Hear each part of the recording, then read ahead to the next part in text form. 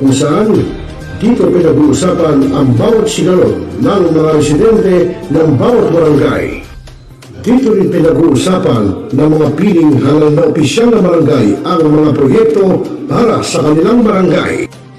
Kumustahin natin ang panunungkulan ni Kapitan dito sa Dama Barangay sa Millennial Online TV worldwide, ang katropa ng bawat barangay.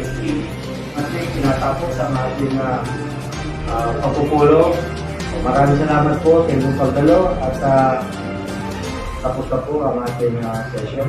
Enjoy na po tayo.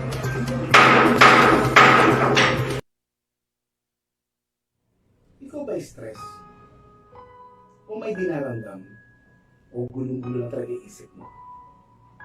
Tumutok lamang at panoorin dito sa Millennial Online TV. May tuturo po ko sa inyong isang paraan upang maibsan at mabawasan niyang problemado ninyong pag-iisip. Ito ay ang Tai Chi Learning Series. Sana po tumutok po kayo at abangan niyo po kung Sabado po ng umaga yan. Dito lamang po sa Millennial Online TV. Salamat po! Mga millennials, marunong na ba kayong magluto ng mga masasarap at swak sa budget na mga pagkain? Abay, wag puro lang kayo AXI at ML at puro pagkakalikot lang ng cellphone. Dapat marunong ka rin sa gawaing bahay at tulungan ang inyong mga mamsi. Kaya tara na, samahan natin ang kusinera ng bagong milenyo, si Ate J. At tuturuan tayong magluto ng mga masasarap na ulam para sa ating mga hapagkainan at swak pa sa budget. Ika nga, a delicious food on a proper price. Tara na, mga katropa!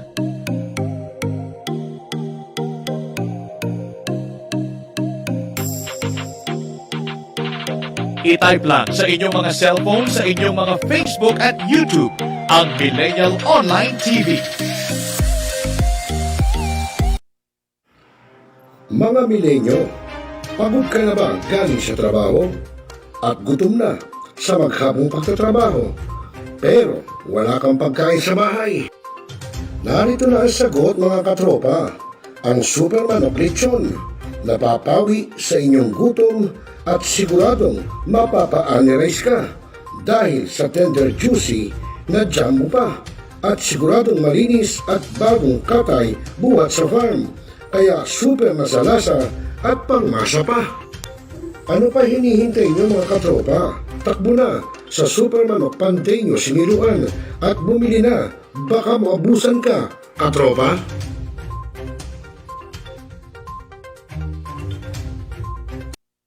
Hanap mo ba ay Unwind Ventures?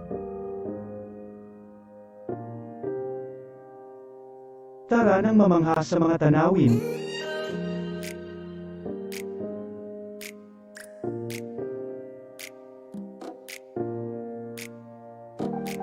Ano man ang iyong travel goals?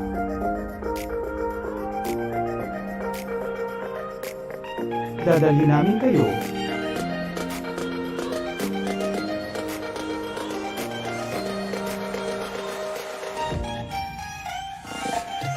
sa Unwind Ventures at saya.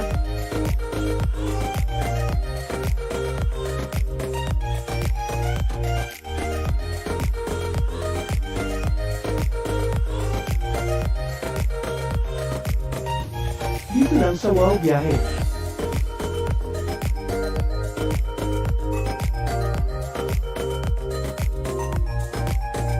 Kaya wow, di ba?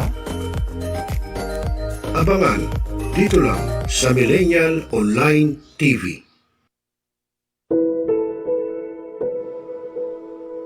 Ikaw ba'y nag-iisa? Nalulungkot dahil iniwan at ipinagpalit, niloko ng iyong minamahal. Kung ngayon, i-type sa inyong mga cellphone, Facebook o YouTube man ang Millennial Online TV. Dahil nasa Millennial Online TV na ang online haralista ng bagong milenyo, si Randel Villados.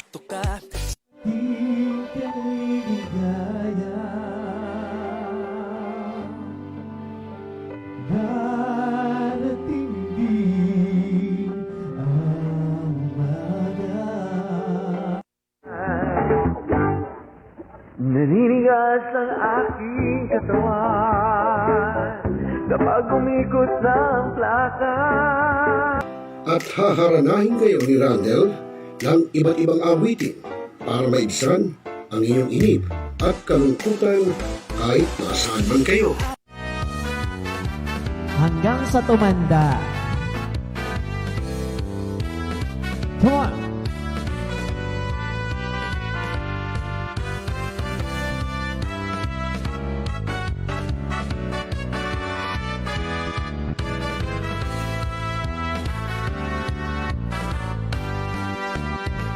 Kung tayo'y matanda na, sana'y di tayo magbago.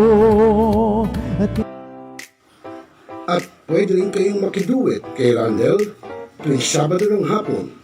Tutok na! Tawag na mga milenyo! Araw-araw ikaw ang gusto kong kasama. Buhay ko'y kumpleto na tuwing nandito ka sa tabi ko o aking giliw. Pinaigting, pinalakas ang bagong news online TV ng bagong milenyo. Millennial Online TV, ang katropa mo sa pagbabalita.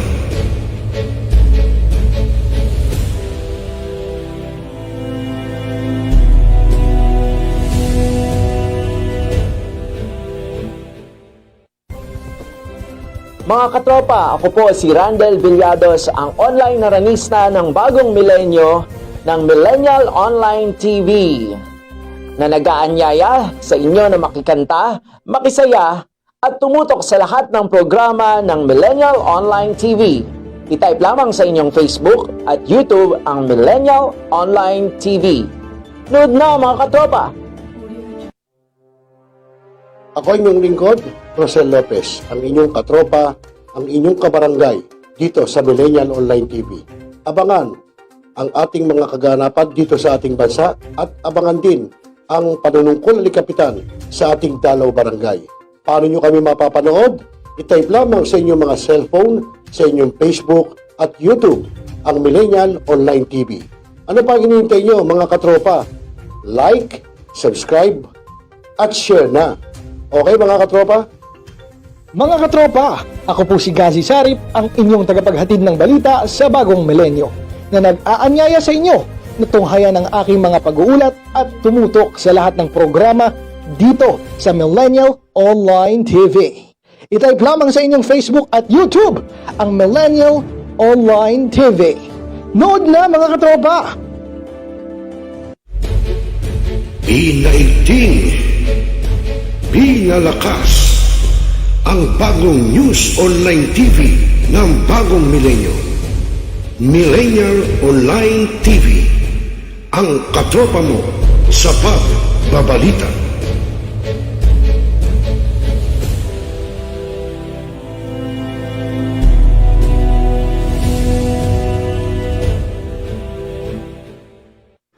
Nagbabasa ka pa ba ng dyaryo? O nakikinig ka pa ba ng radyo? Kung ngayon, lahat yan ay mapapakinggan nyo na sa inyong mga cellphone. Dahil online na tayo, mga kamilenyo. Kaya manood, makinig dito sa Millennial Online TV. Rider, sumalpok sa Kaya poste ng i-follow, like, subscribe, at i-share na mga katropa. Mga balita at pangyayaring naganap sa buong magdamag.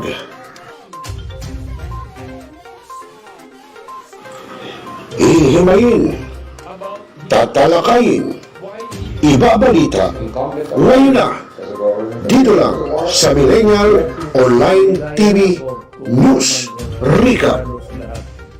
Kasi hindi naman lahat na halos lahat or the CIDG. Ito yan sila. So ito yung dalawang CIDG by Security Philippines. Nais mo bang guminhawa ang iyong pakiramdam? Kung ikaw ay may sipon, ubo, lagnat at iba pang nararamdaman, lalo na ang sakit ng katawan, narito ng Yasmag Magnesium Therapy Oil. Ang Yasmag Magnesium Therapy Oil ay nakatutulong na ibsan ang iyong nararamdaman sa pamamagitan ng pagpahid sa apektadong parte ng katawan, gaya ng noo, balikat, tuhod at kung anuman ang masakit na parte ng iyong katawan. Panoorin ang mga testimonials ng gumamit ng Yasman. Yan po, ginagamit niya. Siya po ay isa sa aking mga testimony. Ako, si Destino Francisco, ay gumagamit ng Yasman na siyang nakapagpalakad sa akin. Kaya kayo, mga kaibigan ko at kakilala, ay pinapayuhan kong gumamit ng product na ito. Isa sa ating testimony, ikukwento po niya sa inyo yung kanyang result nung siya ay 1 linggo nang nilalagnat at giniginaw ng hihina. Hi, ako po si Rina Liliantos, 29 years old, taga Sariaya, Quezon po. Nangyari po sa akin, itong mga nakaraang araw po ay hindi ko po maintindihan yung pakiramdam ko, gawa pong ang sakit po sobra ng likod ko, nilalagnat ako, tapos po ay hindi lang po 1 linggo ang nararamdaman ko. Simula po nung July 30 hanggang itong araw, hanggang nung mga nakaraang araw. Yun lang po, nawala lang po ng dahil sa magnesium. Paano ginawa mo? Ang ginawa lang po sa akin ay pinahinaplas po sa akin likod kung saang parte ng katawan ang masakit. Tapos po ay hinilot lang po ako. At hanggang po pagpawisan ako sa pagkahilot na may magnesium. Ayun lang po, sunod-sunod po ang paglagay kung saan banda ang may masakit. At yun nga po, ilang araw lang sa paggamit yun ng magnesium, ako mismo, sarili ko, ramdam ko ang pagbabago sa aking katawan. Dahil po simula nga po nung July 30 hanggang itong itong mga nakaraang araw lang, hindi ako halos makatayo dahil sa sobrang sakit ng aking likod. Ako po si Leslie. First time ko po mag-try nitong Yasmag Magnesium Therapy. Ang una ko pong naramdaman ang bango niya lang hapin, nakaka-relax ng katawan, and then yung sakit na iniinda ko sa puso, yung sakit-sakit, wala naman ako sakit sa puso, pero yung mga kirot-kirot nawala niya, instant nawala, na tagal ko nang iniinda. And then hindi siya malagkit ipahid.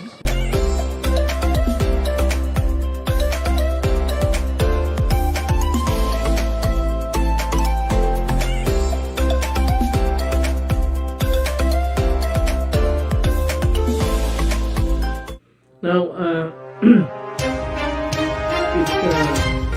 we are Talakayin, Biggest destruction of dangerous drugs worth 1. rebisahin, opinyon, malawaking, aksyonan. Kasama si Rosel Lopez, ang inyong katropa sa pagbabalita. Dito lang sa Millennial Online TV. Tutok na mga katropa!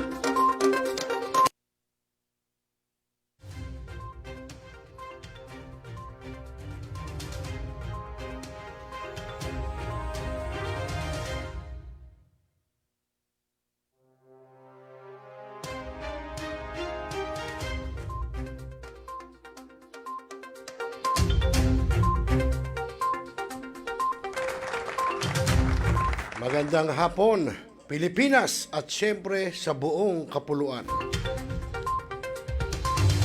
Ngayon po ay araw na ng Miyerkules, nako mga katropa, mga kaibigan, at ngayon po ay ika-23 na ng buwan ng Pebrero taong 2022. At siyempre nako, ilang araw na lang, Marso na. Ika nga malapit na naman tayo pumasok sa Fire Prevention Month. Kaya ingat-ingat po mga kababayan natin dahil alam nyo naman, ang apoy, sabi nga, buti pang manakawang ka kaysa masunugan ka. Okay mga kaibigan, so alas 4:58 na po ng hapon, Philippine Standard Time. At syempre po yan po ang ating oras sa buong kapuluan. At syempre po sa inyo na ang programang Tropa. At syempre, ako pa rin ang inyong magiging kasama, ka-jamming, ka-kosa, ka-dabarkats, ka-barangay, Rosel Lopez. At syempre kasama rin natin sa technical side ang ating katropang si Joshua Sumulat, Baltao. At nako mamaya mga kaibigan, abay kanina medyo dumidilim lang naman. Hindi naman siya talagang umaambon. No? Syempre, sabi nga ng Pag-asa sa atin, abay meron daw amihan. Okay lang yun kung amihan, masama, baka mamaya low pressure area na, abay ano na yun. Dahil siguradong malakas na ulan yun. No? Kaya amihan okay lang yun, mga pabugso-bugso, ambon, okay lang yun.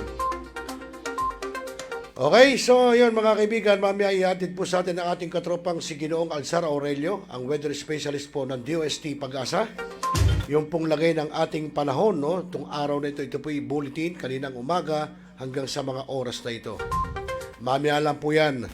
At syempre po yung pag-uulat ng ating kasama si GHAZI Sarip mula po sa ginawang operasyon ng PNP Police Regional Office 5 mula po dyan sa kalalawigan ng Bicol. Kung di ko magkakamali, doon po sa may bahagi ng Daet, Camarines Norte. Meron pong ginawang operasyon ng PNP, no? Doon at may na-arresto sila na parang hindi ko alam kung most wanted.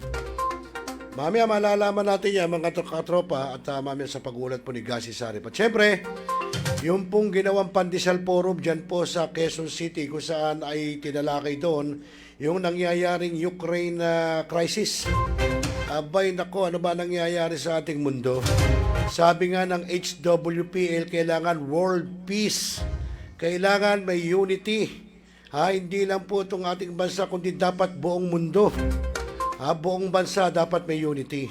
Bakit nangyayari ngayon sa Ukraine yun, tsaka yung kaaway nilang bansa? Ano may kaaway nila? Vietnam ba? Mahirap po yun. Kaya dapat may unity po. Di ba? Ewan ko, ano ba pinag-awayan nila? Malalim ba ang pinag-awayan nitong mga taga-Ukraine tsaka anong kalaban nilang bansa? May mahirap po yan. Ang sabi pa naman ng ating Panginoon Diyos, kailangan magkaisa, dahil magkakapatid tayong lahat. Nangyayari, bakit merong mga ganyang gera-gera? Ako, sana yung ating mga kababayan Pilipino na mga kung meron mang nahandon, sana wag naman pong madamay.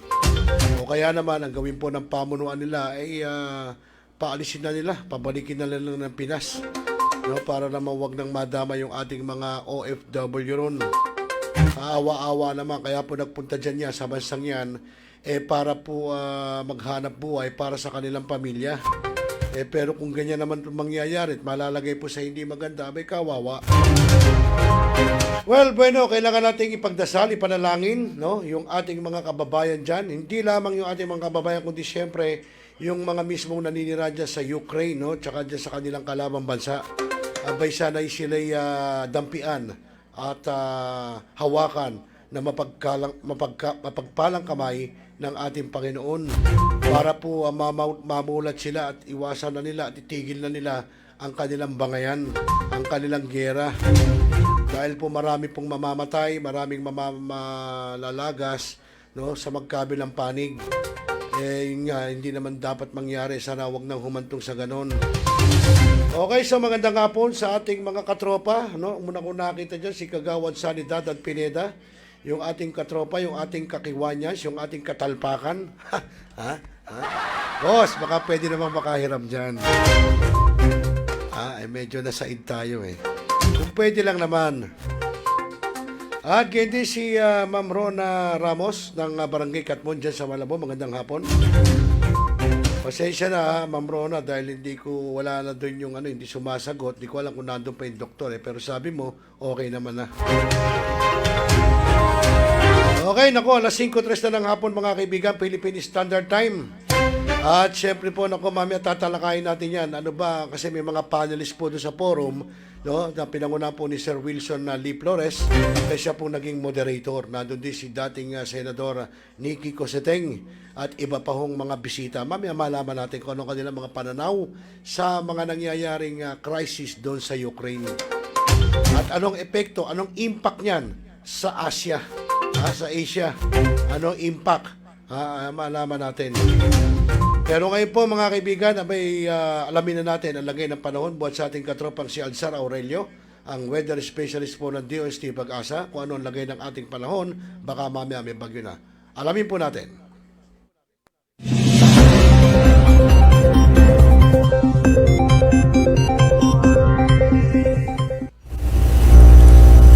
Magandang umaga. Narito ang weather update sa araw na ito, February 23, 2022. Itong mga nakalipas na 24 oras ay nakakaranas ng maulap na kalangitan na may mga pag-ulan sa malaking bahagi ng Visayas at silang bahagi ng Mindanao. Dalawang weather system ang nakakapekto sa bansa. Northeast monsoon, naapektuhan ang malaking bahagi ng Northern at Central Luzon. At shear line ay nakakapekto sa silangang bahagi ng Southern Luzon at sa Visayas. Dahil sa dalawang weather system, inaasahan po natin ngayong araw ang mga pag-ulan sa malaking bahagi ng Visayas at sa ilang bahagi ng Mindanao.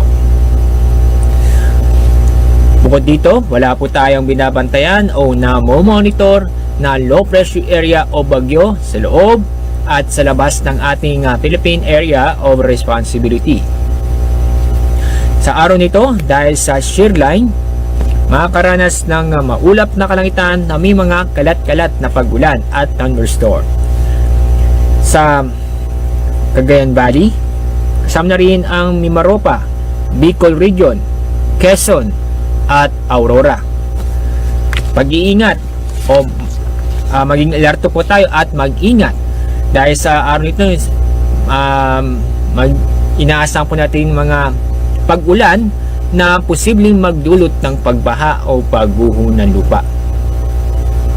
Sa lalabing bahagi ng Luzon kasama ang Metro Manila ay magiging bahagyang maulap hanggang sa maulap ang kalangitan na may tsansa ng mga pulo-pulong pag-ulan. Narito ang ating agwat ng temperatura sa Metro Manila, 24 to 31 degrees Celsius, Baguio 16 to 24 degrees Celsius, Dawag 23 to 31 degrees Celsius, Tuguegarao 21 to 27 degrees Celsius. Dako tayo sa bandang Southern Luzon, Legazpi 26 to 30 degrees Celsius, Puerto Princesa 25 to 31 degrees Celsius, Calayan Islands 26 to 31 degrees Celsius. Dako tayo sa Visayas at Mindanao. Dahil sa epekto ng shear line, ang Eastern Visayas, Aklan, Capiz, kasama na rin ang Caraga at Davao Region. Sa araw po ito ay magiging maulap ang kalangitan na may mga kalat-kalat na pag-ulan at thunderstorm. Paalala po sa ating mga kabayan sa mga nabanggit na lugar, dahil sa mga pag-ulan na inaasa po natin ngayong araw, posible pong na magdulot ng pagbaha o pagguho ng lupa. Kaya maging alerto po tayo at maingat at alamin po natin ang mga litas na lugar. Sa lalabing bahagi ng Visayas at sa lalabing bahagi ng Mindanao, fair weather po tayo maliban sa mga isolated na mga pag-ulan dahil sa thunderstorm. Ang agwat ng temperatura sa Iloilo 24 to 31 degrees Celsius, Cebu 24 to 31 degrees Celsius, Tacloban 24 to 29 degrees Celsius. Sa Cagayan de Oro 24 to 30 degrees Celsius, Davao 24 to 30 degrees Celsius, Zamboanga 24 to 33 degrees Celsius. Ngayong araw ay meron tayong gale warning dahil sa epekto ng malakas na hangin dulot ng amihan. Ang mga lugar po na sa ilalo ng gale warning ay ang halos buong seaboard ng Northern Luzon, Eastern seaboard ng Central and Southern Luzon, gayon din sa Eastern seaboard ng Visayas at Eastern seaboard ng Mindanao. Sa mga baybaying dagat sa mga lugar nito ay magiging maalon hanggang sa napakaalon. Kaya paalala po sa ating mga kabayan na huwag mo nang pumalaot dahil sa delikado dulot ng matataas na alon. At sa ibang bahagi, sa ibang sa laluming bahagi ng ating bansa, ang ating Sa araw ito magiging moderate to rough seas sa bandang western section ng Luzon at ganoon din sa Visayas at ganoon din sa inland. Slight to moderate seas naman sa western section ng Mindanao.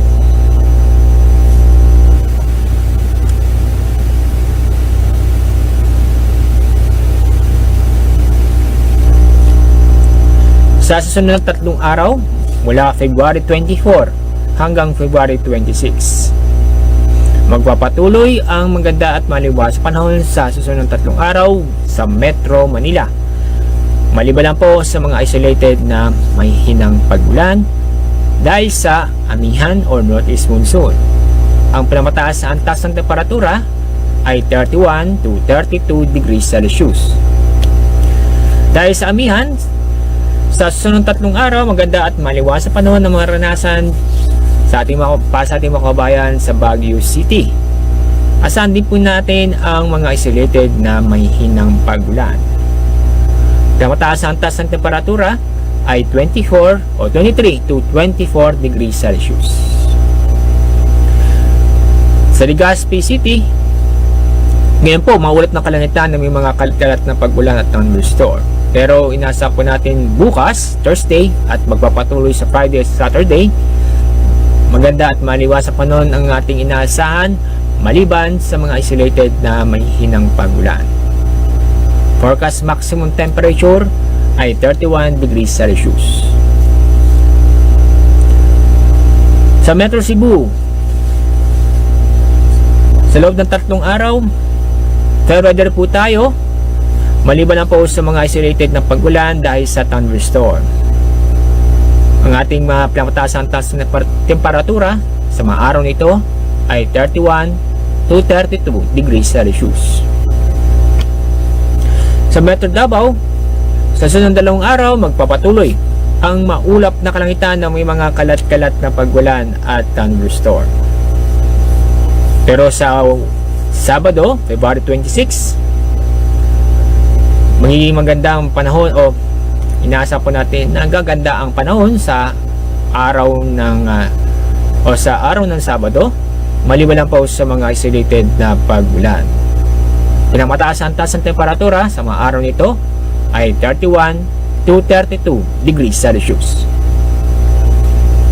Ang sunrise po natin ay 6:16 ng umaga, sunset ay 6:03 ng hapon. Yan po ang ating weather update para sa araw na ito. Mula sa PAGASA, ako po sa Alzar D. Aurelio.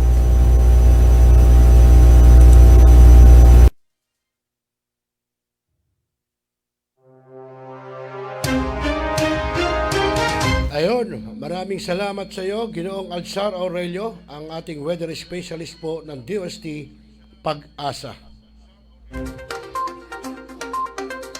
At nagatid po yan sa atin sa oras na alas 5:12 po ng hapon, Philippine Standard Time.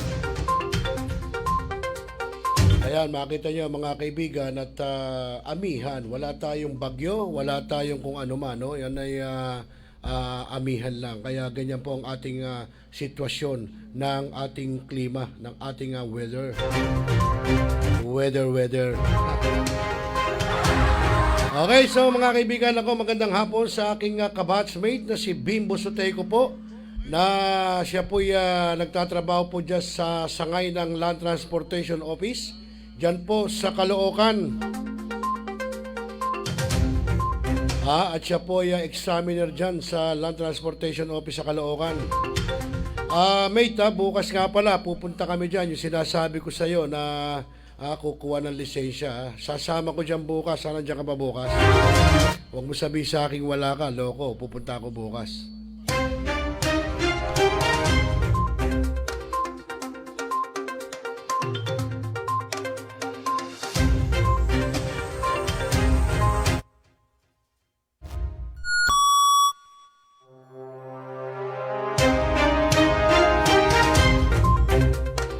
Ito na lang isa gamitin natin. Nalilito ako pag sa kaliwat. Kanan talaga ako eh. Okay, ayan. Sabi sa akin ni Bimbo Soteco, yung aking batchmate. Okay daw, mate. Sige, huwag ka mag-alala. Ako na bahala sa iyong merienda at tanghalian. Kita mo naman, ha? Masyado akong galante.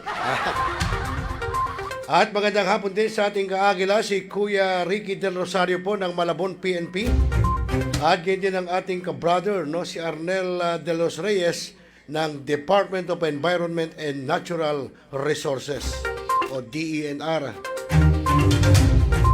Natawa sa akin yung aking batchmate na si Bimbo. Kumusta ba, Bats? Ikaw ba'y nasa LTO pa, nasa bahay o nasa side office? Kamusta nga pala yung ating Chief of Office dyan, yung Hepe? Ano nga pangalan ni Hepe, ni Chief? Para mabati naman natin. Para naman kahit paano makilala natin si Chief, no? Para kahit paano, pwede nating i-feature na yung LTO siguro. Siguro pagpunta bukas, baka pwede natin siya makausap, ipipicture ko LTO, paano na yung proseso ng LTO, magmula sa student, dahil ngayon alam ko nagmahal dahil meron na hong driving school, no? Lahat po ng mga kukuha ng lisensya ngayon, no, na bago, for example, student pa lang, bago pa lang, hindi ho rin nyo walang pinag-uusapan, ay dadaan na po tayo sa driving school. Kailangan meron ho kayo certificate from driving school na katunayan kayo nag-undergo, no, sa driving doon, no, pagdadrive. Tama ba yung sinasabi ko, mate? Ayon, binabati po natin ang magandang hapon ang bagong Chief of Office ng Land Transportation Office ng Caloocan Office na si Sir Alex Soneha. Ayon, si Sir Alex mukhang bata pa siguro to, batchmate, ano? Mukha yatang bata pa si Sir Alex Soneha. Baka bukas pwede mo kung maidiga sa kanya, mai-endorse mo kung makilala para naman baka pwede nating makausap na ipipicture natin yung LTO Caloocan kung ano ang proseso, saan magsisimula, ano ang dapat gawin ng isang kukuha ng lisensya. Ikaw na bahala, alam ko namang ka-vibes mo yan, kasangga mo yan, yung boss mo. Alam ko naman pala kaibigan ka kaya sigurado kung kasangga mo yan si Sir Alex Soneha. Okay yung mga taga LTO Caloocan, magandang hapon po sa inyo. At siyempre po doon kay Chief, kay Sir Alex Soneha, at siyempre sa lahat po ng mga staff, no, sa mga examiner, sa mga encoder, at siyempre sama na rin natin yung security personnel. Dahil siyempre kung wala security personnel, di magkakawindang-windang ang pila dyan sa LTO. Ganon, pambihira ka, batchmate. Baka naman mahina lang ang PR mo, gamitin mo yung bertud mo para mapaamo mo. Malang iniwan niya sa nag-enroll ka sa school, transfer ka bago ang mga kaklase mo. Siyempre, kahit paano, medyo sabihin natin, hindi naman na-appyain mo sila, kundi hulihin mo loob. Hindi, mo shot ka, kausapin natin. So, hindi mo ako mai-endorse bukas. Baka gusto mo, try mong i-endorse ako bukas. Ako na bahala. Ako na bahala mag-motivate sa kanya. Kay Sir Alex Soneha. Pakilala mo lang ako, sabihin mo na ganito, ako na bahala mag-motivate sa kanya. Ako na bahalang dumiga para sa iyo. Okay lang ba? Ayun, sabi sa atin ni Miss Jackie Adhari, yung ating nga pala mga katropang LMT, kahapon nag-guest sa atin si Sir Romel Martinez na isa pong licensed massage therapist. Ganda ng topic namin, Ayun, sabi sa atin ni Miss Jackie Adhari, yung isa po sa LMT katropa natin, boss, musta? Ano yan, gala mo, nakatira ka ba ng nakakita ka ba ng hinahanap mo? Hindi, yung po kinausap lang natin yung si Boss Enad, wala rin, alaws din daw siya, nganga rin daw. Okay, salamat sa iyo, Boss Bimbo, ng Land Transportation Office ng Caloocan Office, no? At siyempre po yung kanyang boss, si Sir Alex Soneha. Bukas pupunta tayo ng Land Transportation Office at kakausapin natin si Sir Alex Soneha. Okay mga kaibigan, ako alas 5:18 na po ng hapon, Philippine Standard Time. Abay, huwag na nating patagalin. At pakinggan natin ang pag-uulat ng ating kasamang si GHAZI Sarip na ang kanyang pong report ay tungkol po sa ginawang operasyon ng ating mga operatiba ng PNP Police Regional Office 5 dyan po sa Daet, Camarines Norte. Pakinggan po natin ang kanyang report. GHAZI, pasok. Millennial, Online TV News Update. Timbok ang sospek na kinilalang si Noriel de los Santos E. Azania matapos magsagawa ng intelligence operations ang Police Regional Office 5 Labong Municipal Police Station kasama ang mga operatiba ng Basod Municipal Police Station sa pangangasiwa ni Camarines Norte Provincial Director Police Colonel Julius D. Gozamor noong ika-19 ng Pebrero sa Plot 4 Barangay Bang Cruz Daet, Camarines Norte. Ikakalaboso ang nasabing sospek dahil sa bisa ng warrant of arrest para sa kasong rape sa minor de edad na biktima na may alias na Lori Shella. Residente umano ang nasabing biktima ng Labo Town. Samantala, nakapagtago ang sospek sa mga kamag-anak nito ng ilang buwan sa Camarines Norte magmula noong formal na mafile ang kaso noong 2021. Sa ngayon, ang sospek ay pansamantala ng nasa kustodiya ng Malabo Municipal Police Station Lock-up Jail para sa karagdagan pang dokumentasyon at prior to ng warrant of arrest sa korte. GHAZI Site para sa Millennial Online TV, ang katropa mo sa pagbabalita. Millennial Online TV News Update.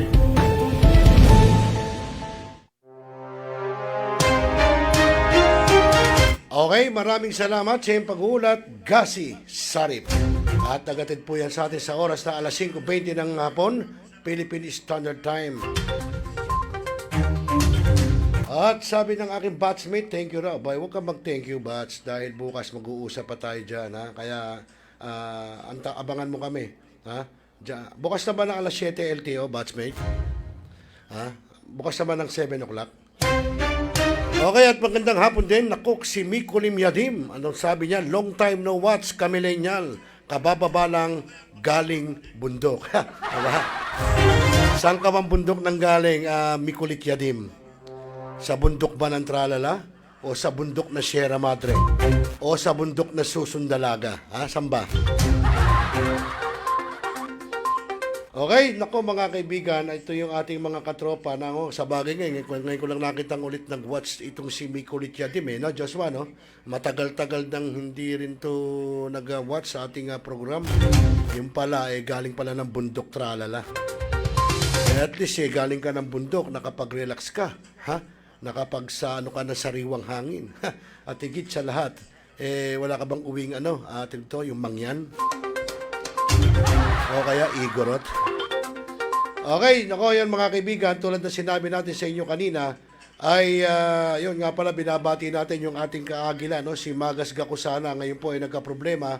Nandyan po siya sa Parañaque, sa Muntinlupa, PNP, at kung saan nga po ay nagka-problema po ng konti. At yun po, mai-inquest po. Yun namang ating mga kapulisan, siyempre pulis yan, sa expression po nung ating kasama, medyo po nakapagmura siya, yun po, medyo inaresto yun at sinasabi. Pero ang ikakaso lang naman is unjust vexation. So, dahil sa pagmumura. Pero hindi naman direct assault. Dahil hindi naman nga niya napansin, dahil sakay niya, truck, medyo napamura siya dahil nagkasalubong sa intersection. Anyway, sana maayos siya, no? Siguro hindi lang nagkaintindihan. Wala tayong magagawa, Magas, kundi talagang sundin ang proseso ng batas. Kaya tawagan mo yung iyong boss para naman kahit paano makapag-bail ka. Okay, at magandang hapon din sa ating katropa, yung ating kapatid, si Kate Flash Matienzo. Ayan po, nanonood sa atin. Pabati daw sa Super Clark Tenesio at Papa Richard Gonzales ng POBTAG Concepts. Ayan. Ayan, magandang hapon po sa Super Clark Tenesio at Papa Richard Gonzales ng POBTAG Concept. Ayon, sabi sa atin ni Mikulit Yadim, walang vaccine card kaya hindi naiuwi. Bawal daw sa bus. Pambihira talaga. Kung may vaccine pala, sigurado pala maiuwi yung mga mangyan na yan. Ano? Hindi sana sinilid mo na lang sa sako para hindi halata. O kaya pinababati po sa atin ni ating katropa na si Kate Flash Matienzo, yung pong Super Clark Tenesio at Papa Richard Gonzales ng POV Concepts. Palagay ko ito po yung mga about sa mga live streaming o kaya yung mga IT, no? Baka ito yung opisina ng mga IT o grupo ng mga IT. Well, anyway, magandang hapon sa iyo. Pagbati po buhat kay Kate Flash Matienzo. Okay, nako mga kaibigan, alas 5:24 na po ng hapon at sa buong kapuluan. Bago tayo magpatuloy, abay magpapakilala lang po si Joshua Baltao para malaman nyo kung sa kayong programang nanonood at nakikinig at kung saan pong, kung anong himpilan at kung anong News Online TV ang inyong pinanonood. Pakinggan po natin. Binaigting, binalakas ang bagong News Online TV ng bagong milenyo. Millennial Online TV, ang katropa mo sa pagbabalita.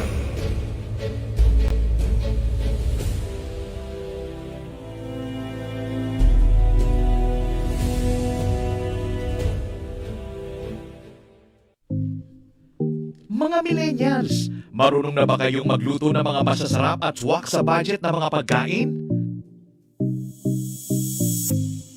Abay, wag puro lang kayo AXI at ML at puro pagkakalikot lang ng cellphone.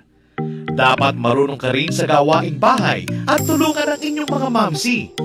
Kaya tara na, samahan natin ang kusinera ng bagong milenyo, si Ate J. At tuturuan tayong magluto ng mga masasarap na ulam para sa ating mga hapagkainan at swak pa sa budget.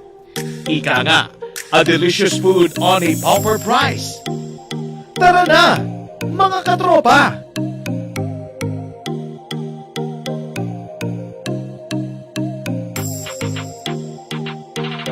I-type lang sa inyong mga cellphone sa inyong mga Facebook at YouTube ang Millennial Online TV.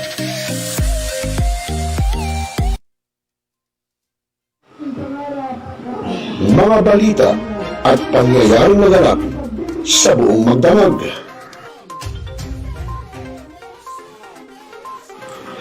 Ihimayin, tatalakayin, ibabalita, ngayon na, dito lang sa Millennial Online TV News Recap. Kasi hindi naman lahat na halos lahat or the CIDG. Ito yan sila. So ito yung dalawang CIDG by Philippines. Nagbabasa ka pa ba ng dyaryo? O nakikinig ka pa ba ng radyo? Kung ngayon, lahat yan ay mapapakinggan nyo na sa inyong mga cellphone. Dahil online na tayo, mga kamilenyo. Kaya manood, makinig, dito sa Millennial Online TV. Rider, sumalpok sa Kaya poste ng i-follow, like, subscribe, at i-share na, mga katropa. Now, we are Talakayin, biggest destruction of dangerous drugs worth 1. rebisahin, opinyon, malawakin, aksyonan. Kasama si Rosel Lopez, ang inyong katropa sa pagbabalita.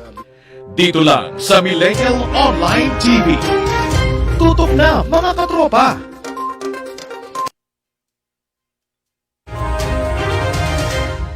Ayon, nagbabalik po tayo mga kaibigan sa oras na alas 5:28 po ng ating oras. At syempre kayo pa patuloy na nakikinig, nanonood syempre dito lang sa Millennial Online TV at syempre po sa programang Tropa. At syempre po sa araw naman ng Huwebes, bukas po abangan nyo po ang ating online na ranista, si Randel Villados. Dahil hahandugan po niya kayo ng mga gandang awitin. At pwede rin kayo makiduet kung gusto nyo. Pwede po kayong tumawag sa aming mga linya o kaya bigay nyo inyong mga cellphone number at kami po ang tatawag sa inyo o si Randel para po makipag-duet kayo sa kanya bukas. Okay at meron po bukas, meron tayo po magiging bisita na ito po isang singer na taga Bicol po, Bicolana. Abay bukas po meron po siyang ginawang kanta no? At bukas po baka ipasalang natin kay Randel para marinig niyo po. Napakaganda po ng boses ng bata na 'yon. Kung di ako nagkakamali, Badiola apelido. Bukas po, magugulat kayo, maririnig nyo at mapapanood. Okay, nako mga kaibigan, alas 5:30 na po ng hapon, Philippine Standard Time. At ngayon po, tulad na sinabi natin sa inyo, ano ba nangyayari na sa Ukraine? Yung Ukraine crisis, nako, ano ba ang impact nito sa Asia? Sa Asia? Nako, mahirap yan. Sana yung ating mga kababayan doon, huwag naman sanang madamay. Napakahirap po. Yung pong mga kababayan nating OFW ron, kaya ho nagpunta ron para po magtrabaho para sa kanilang mga pamilya. Kung madadamay naman dyan sa girian, kawawa naman. Tapos baka mamaya iuwing bangkay. Nako, huwag naman. Sana po magising yung pag-iisip ng ating mga kababayan doon, ng mga ating mga kapatid, no, mga nasa Ukraine. At sabi sa atin ni Pe Rehano, pabati po sa kapatid ko, birthday po niya ngayon, kay Ben Coronel. Ayun. Mr. Ben Coronel, happy birthday sa ambang lugar yan. Pe Rehano, sambayan. Baka pagkatas namin ni Joshua, makasaglit kami dyan. Makainom man lang ng iced tea. Muli po, happy birthday kay Ben Coronel. Ang pagbati po buwat sa inyong kapatid na si Fe Rehano. Okay, so mga kaibigan, wag na natin patagalin. Panoorin po natin yung ginawang forum dyan po sa Kamuning Bakery sa Quezon City. Pero bago yan, binabati muna natin yung ating kaaginan si Eagle Michael Dautil. Ayun. Ayan, ito po yung nanonood sa atin si Kuya Michael Dautil. Buwat po sa Mindanao, sa Agusan del Sur. Tama ba, Kuya? Magandang hapon sa inyo sa mga taga-Agusan del Sur. Yung ating plantasyon ng saging dyan, Kuya Michael, ano na ba nangyari? Hindi ka na ng balita Wala na akong nabalita sa tungkol sa plantasyon natin ng saging dyan. Anyway, sige, pagpatuloy mo lang ginagawa mo dyan at sabi ko sa iyo, pag ikay nalaw, sabi, dalan mo ako ng produkto mo saging para matikman ko yan, maging lakatan o maging saba. Pero parehas kung gusto yung saba at lakatan. Kumakain ka ba ng saging, Joshua? Naniniwala ka na kumakain lang ng saging unggoy. Sabi lang naman nila yon. At si Ma'am Delsky Bernadas po ng Caloocan City, abay nanonood sa atin buhat po sa North Caloocan. Magandang hapon sa iyo, Ma'am Delsky. At God bless always. At nga pala, yung mga nakarami, nakita ko nag-post ka, condolence. Okay mga kaibigan, huwag na natin patagalin. Panoorin natin yung ginawang forum dyan po sa Kamuning Bakery na pinangunahan po ng moderator nila si Sir Wilson Lee Flores, kung saan ay pinag-usapan doon yung tungkol po sa Ukraine crisis. Ano ba ang impact nito sa Asia, at ano ba, gaano katagal kaya, paano kaya ito, ano ang mangyayari. So mga kaibigan, panoorin po natin. From our media friends. Later on, we'll call one by one, Herman Laurel of the Philbrick Strategic Studies, he's the president, and also former Senator Nikki Coseteng, educator, respected educator, and nationalist former legislator. Then we have Professor Ana Malindog Uy, political and geopolitics analyst and columnist. And then, last but not the least, we have Adolfo Paglinawan or Ado Paglinawan, Director of Philbrick Strategic Studies, former Philippine diplomat in Washington, D.C., and a geopolitics and politics analyst, radio host. We'll start with Mr. Herman Laurel, more known as Kamentong, radio, TV host, analyst, and nationalist intellectual, president of Philbrick Strategic Studies. Mr. Laurel, for your opening statement about the Ukraine crisis. Okay, magandang umaga po sa lahat, sa ating mga guest resource persons and former Secretary Alma De Leon, if I remember the name correctly. Magandang umaga po at importante po ito dahil apektado po ang ating landas dito sa Asia at sa Pilipinas dito sa nangyayari sa tinatawag na heartland ng Europa. Ang Europa po ay dapat mas malawak ang konsepto natin, yung Eurasian landmass po yan. And it's been 30 years after the fall of the USSR, the Soviet Union, and 25 years after a very significant American document. Anong dokumento ito? Ito yung Project for a New American Century. Yung Vision of America written by Robert Kaplan, and well, I remember, I'll mention the name a bit later, na mapping out the future of the world under U.S. Leadership, to put it positively, or U.S. domination, to put it negatively. Yan po rin ang vision ng late Brzezinski ng U.S. State Department.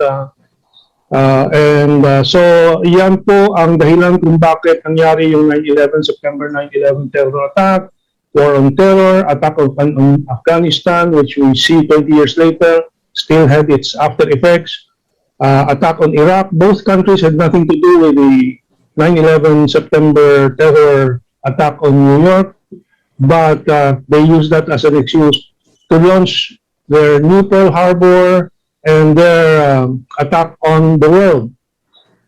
So, ito pong essential concept ng Project for a New American Century by Billy Crystal and Robert Kaplan. By the way, Robert Kaplan is the husband of Victoria Nuland, who in 2014 at the Maidan rebellion doon sa Kiev, sa Ukraine, she was with the U.S. State Department, and she was overruling the U.S. ambassador there and roaming the streets distributing candies and cookies to demonstrators, which shows the direct hand of the Americans in the 2014 ouster of President Yanukovych, who was balancing the West and the East. Because 2014, the Maidan revolt or regime change project was essential is essential up to today in the restoration of American global hegemony. We will go into that. I submitted a paper to Wilson for distribution to media, and thank you. I have 10 minutes now, so I'm trying to follow our schedule. And Thank you very much. I stated here what we geopolitically conscious Filipinos, of which our media should be the most interested, are witnessing on the European, or more comprehensively, the Eurasian continent playing out in the border of Ukraine and Russia. What we see here is the heartland theory of Sir Halford Mackinder, which the West and the United States is following, with a slight updating. The heartland theory posits that whoever controls Eastern Europe will control the world. And the update of this is whoever prevents one power from controlling the heartland preserves the world for another vision of the world, the multipolar, now new world order in the 21st century. So unipolar world versus multipolar world. Ang Amerika gusto nila unipolar world, sila lang ang power. And by the way, NATO, as the former ambassador to Russia during the time of the USSR, Jack Matlock said, the NATO is there to keep Russia out, to keep Germany down, and to keep the US in Europe. Okay, we will go into that in a while. In 2014, Ukraine still had the political leadership, President Yanukovych, that was trying to balance between US and the Western powers on the one side and Russia on the other. The Maidan regime change operation raises neo-Nazi forces to set up a US puppet regime, which is still in power today, and use these regimes to harass Russia in the east of Ukraine, pressure Crimea and Russia in general. To restore Putin's Russia has been preparing for the past 2 decades to free itself from total dependence on the European market, which still buys the majority of its natural gas. But since the last decade, Russia has signed the Power of Siberia 1 with China, and this past January, the Power of Siberia 2. These are pipelines that will be supplying billions of cubic meters of natural gas to Europe, ideally, and China. But with the second major pipeline, the Power of Siberia, to open to China, Russia is prepared to replace the European gas market with the Chinese gas market. That is why there is confidence with Putin that he will be able to succeed in these latest maneuvers. In Asia, the U.S. has used the Philippines as its Ukraine in the South China Sea through the EDSA 1 regime change operation, ousting a fledgling geopolitically independent economic development and modernization-oriented government and imposing an anti-development, liberalizing, deregulating, and privatizing regime, or regimes as several followed the first Aquino regime, until President Rodrigo R. Duterte changed the equation. President Duterte sinks the U.S. pivot to Asia by reversing the course of events from between China and the Philippines from mutually defeating conflict and destabilization of Asia as a whole towards mutually beneficial dialogue, cooperation, and trade, thereby stabilizing the Asian region for continuing economic construction and prosperity.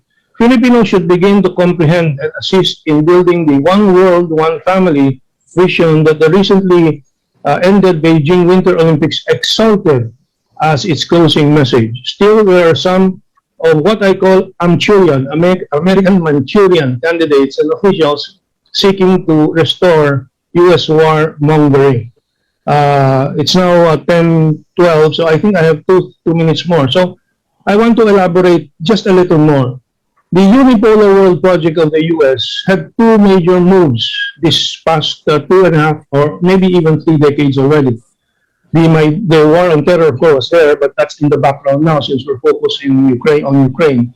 The 2014 Maidan revolt against a balancing government of Yanukovych. That was one. And the other was in Asia.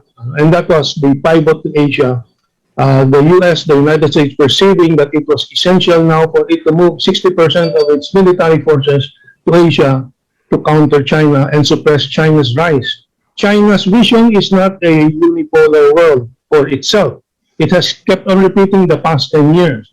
Its vision is a community of shared future for mankind and a multipolar world against the multipolar world. So I think this study of ours today and discussion about Ukraine and Russia's recognition of Donbass, of Donetsk and Luhansk, and the negotiation for the new borders is concerns Russia's maybe 4 points. Number one, preservation of Russia's independence and sovereignty, which the U.S. and NATO hopes to also vanquish eventually. And this is the important point that I should not miss to mention, that this vanquishing of Russia is essential to the ultimate strategic goal of the unipolar world project of the United States, because the United States cannot confront China while Russia is not under its thumb. And it is not foreseeable that Russia will yield, because now China and Russia are together in a partnership, not a military alliance, mind you, important to mention that, but just a partnership. A partnership based on genuine, real common interest and a common goal of achieving a multipolar world. I'm sure there will be many other aspects I have not touched on, since 10 minutes is not enough. It takes a book to elaborate on this. But I'll leave it at that, and I'll listen to our other resource persons, and we can discuss the questions in the open forum. Thank you very much, Mr. Herman Laurel of Field Brick Strategic Studies. Later on, we have a lot of questions for you and the others. Next, we'd like to call on former Senator Nikki Cosseteng for her opening statement about the Ukraine issue. Thank you, Wilson. Thank you, Wilson, and good morning to you and to everyone in this forum. Also to all our listeners and viewers. The last several weeks has been quite trying as far as I'm concerned, because I see the problems that are going to blow up in Eastern Europe, not as something that is not confined only to Eastern Europe. Even if we are several thousand miles away, we definitely are going to feel this tsunami of repercussions. And it really is mind-boggling the way the United States and its allies over the past several decades, let's just look at after World War II, has managed to create unnecessarily problems, imagined or real, in different parts of the world, thereby creating a lot of destabilization, a lot of destruction. And sometimes you wonder, on one side, they will say they're out there to preserve democracy and freedom. And on the other side, they're there to, debilitate and destabilize different governments all over the world.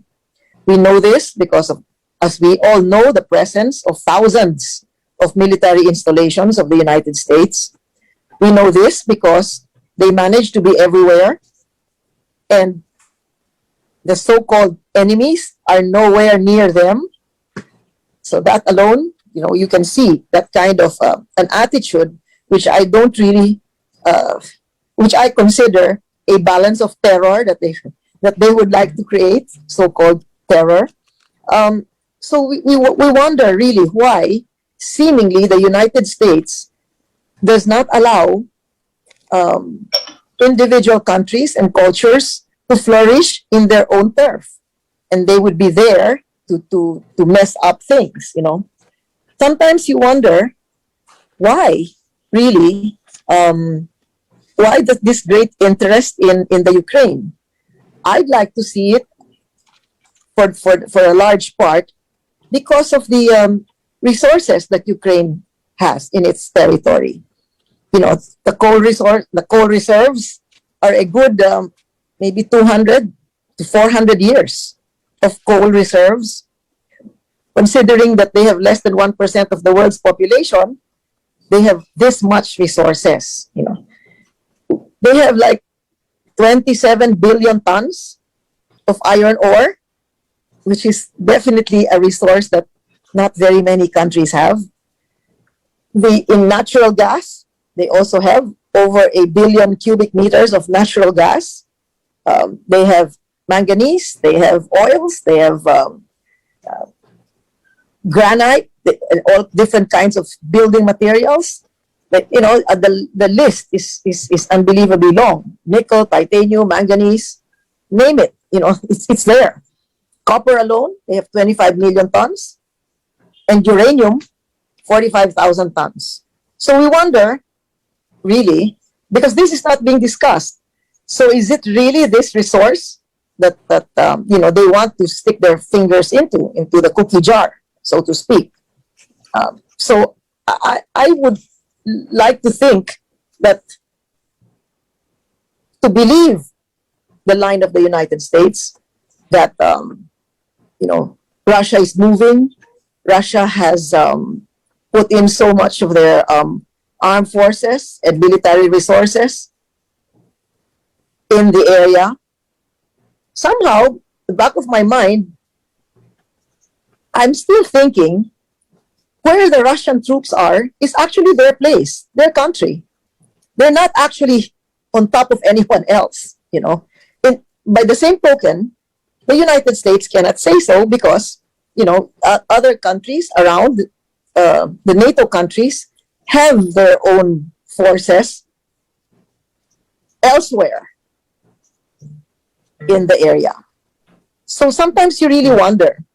I recall, if it's not too late, that there had been an agreement after the Berlin Wall had been torn down, had been torn down, that they're not supposed to move an inch to the east, that they stay where they are and everybody stays as is. I seem to remember that because during that time we were doing a lot of traveling in that area. Yet we know that places like Romania, Poland, Lithuania, the Baltic states, etc., have already joined NATO. Now, this is probably what they would call the last frontier. This is actually the divide between Europe, and Russia. So, as I said earlier, I would be more apprehensive and more fearful of the consequences on us. Right now, we're seeing a 9-year high in fuel prices. And we know we're 100% dependent on imported fuel. There's now a move to lower the taxes on fuel, which will mean depriving the government of resources to be able to continue operating. But more than that, the people, I think, the people are not really aware of the impact of something like this. And it cannot be viewed simply on the basis of a stock market drop in the value of the stock market. It cannot be that. I think we should put a human face on all these consequences. Now they're talking of sanctions. Sanctions to remove Russia from the SWIFT currency setup, sanctions for trade, etc., etc. And how is that going to impact on the world? You know, Ukraine, Russia, they're one of the biggest exporters of wheat. Now, there's now an intense price hike for flour.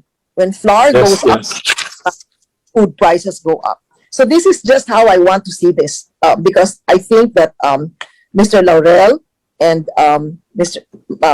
Professor Anna and Dr. Ado will be able to give you more historical and more geopolitical points in this. But I would like to look at it really from the point of view of the man on the street.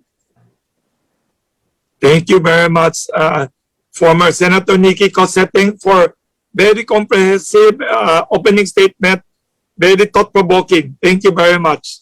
We'll ask questions later on. Next, we'd like to invite Professor Ana Malindog-Uy for her opening statement.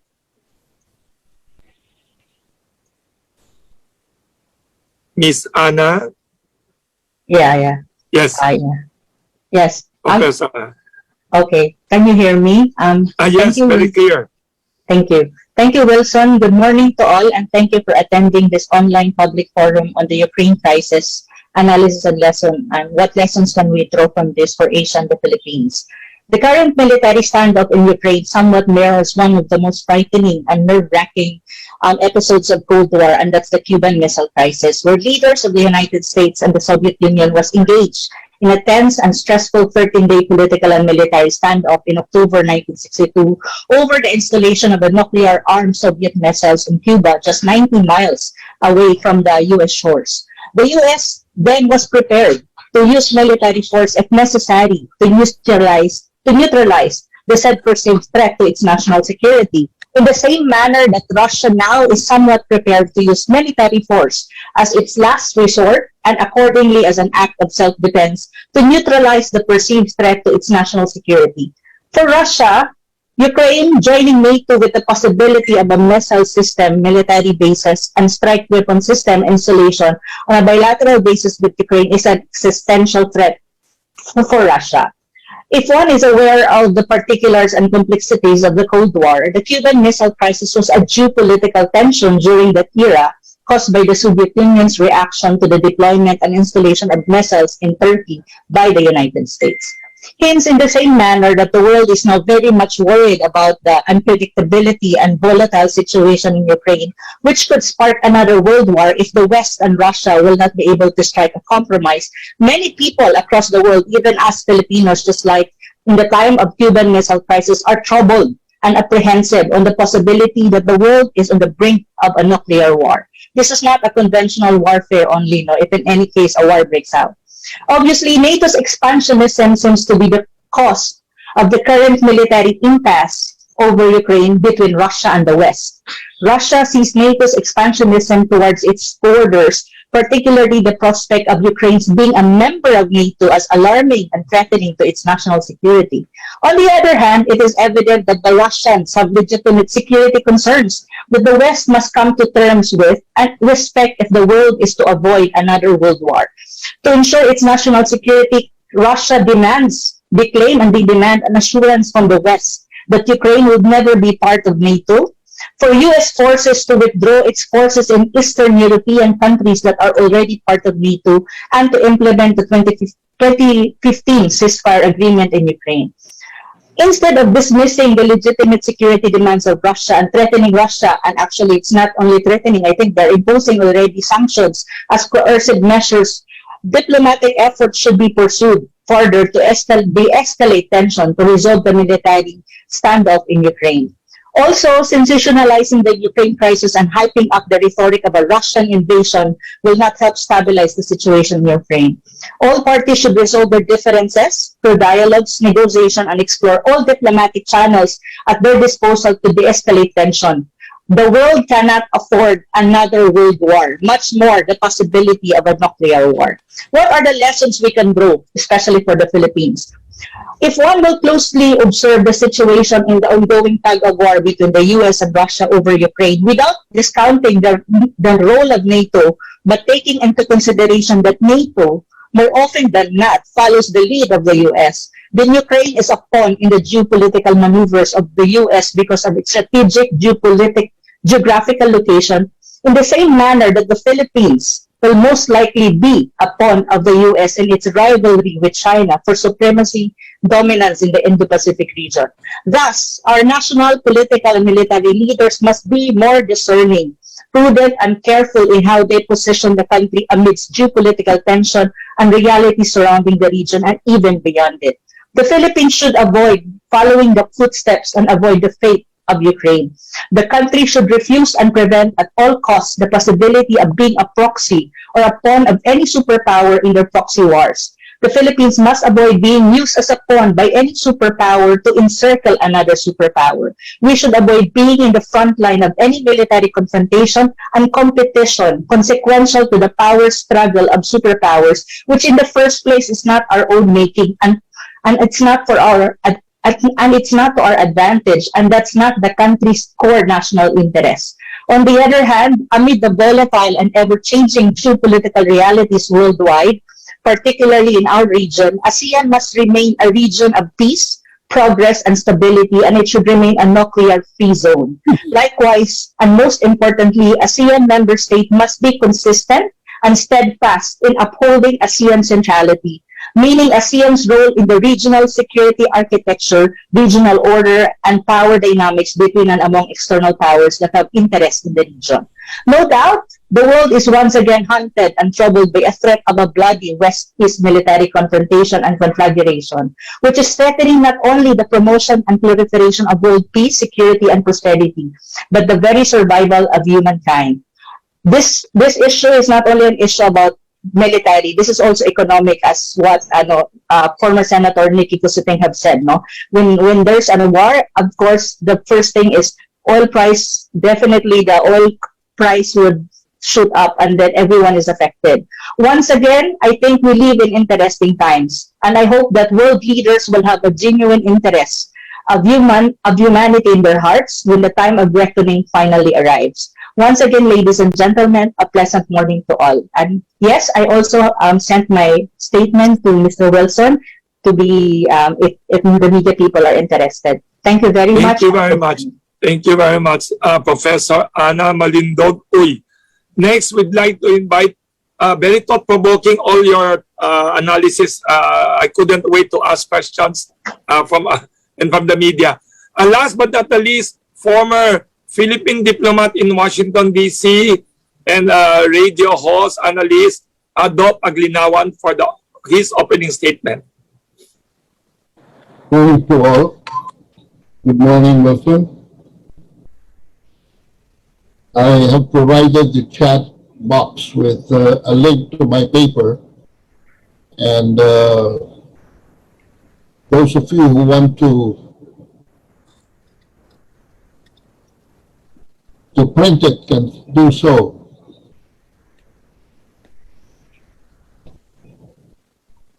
The problem of Russia in this situation is that there is no present detente or equalization of forces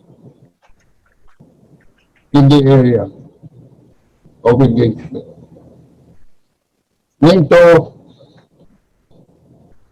is very much stronger than whatever Russia could offer by the mere number of its members surrounding Russia.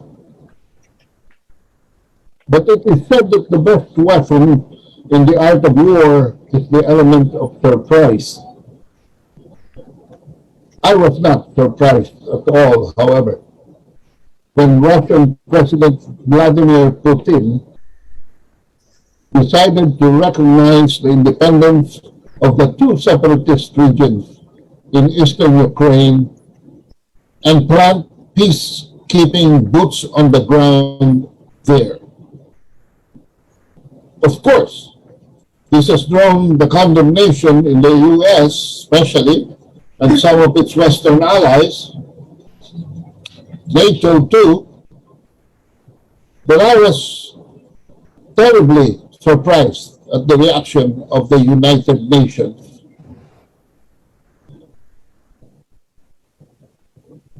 NATO, the NATO chief calling it a violation of international agreements. But what agreement in customary international law can be paramount to the people of Luhansk and Donetsk, exercising their inherent right to self-determination?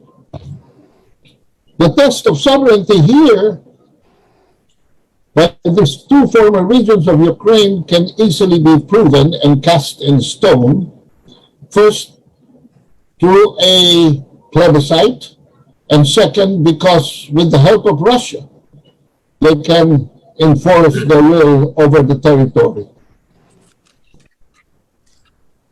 This conflict will not, however, end here.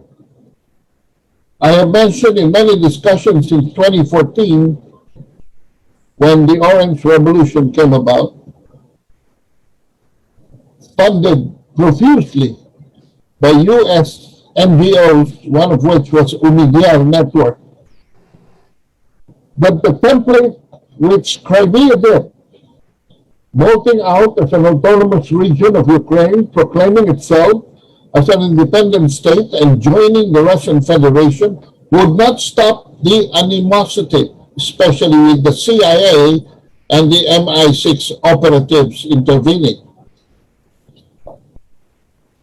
The agreements at Minsk I and Minsk II have somewhat postponed eventualities.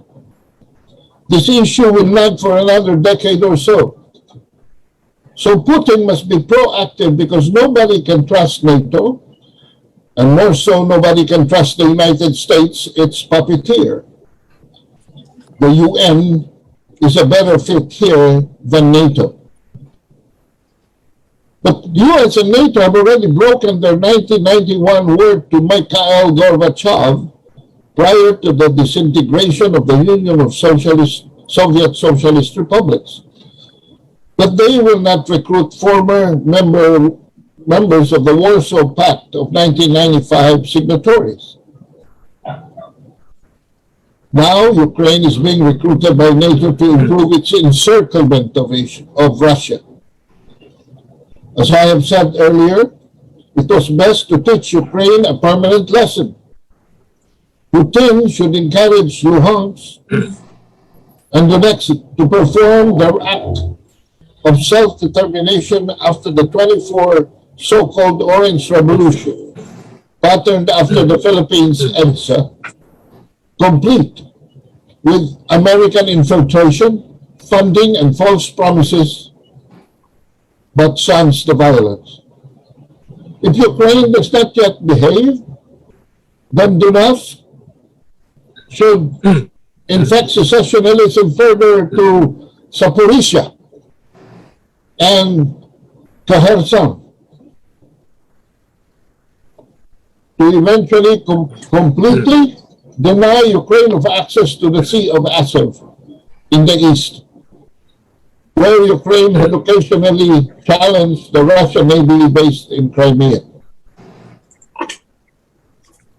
Ukraine will still have access to the Black Sea, and would no longer pose any over-the-shoulder danger to Russia and the non-Russian regions surrounding the Sea of Azov as the secessionist regions on the west and Russia on the east take full control of that sea.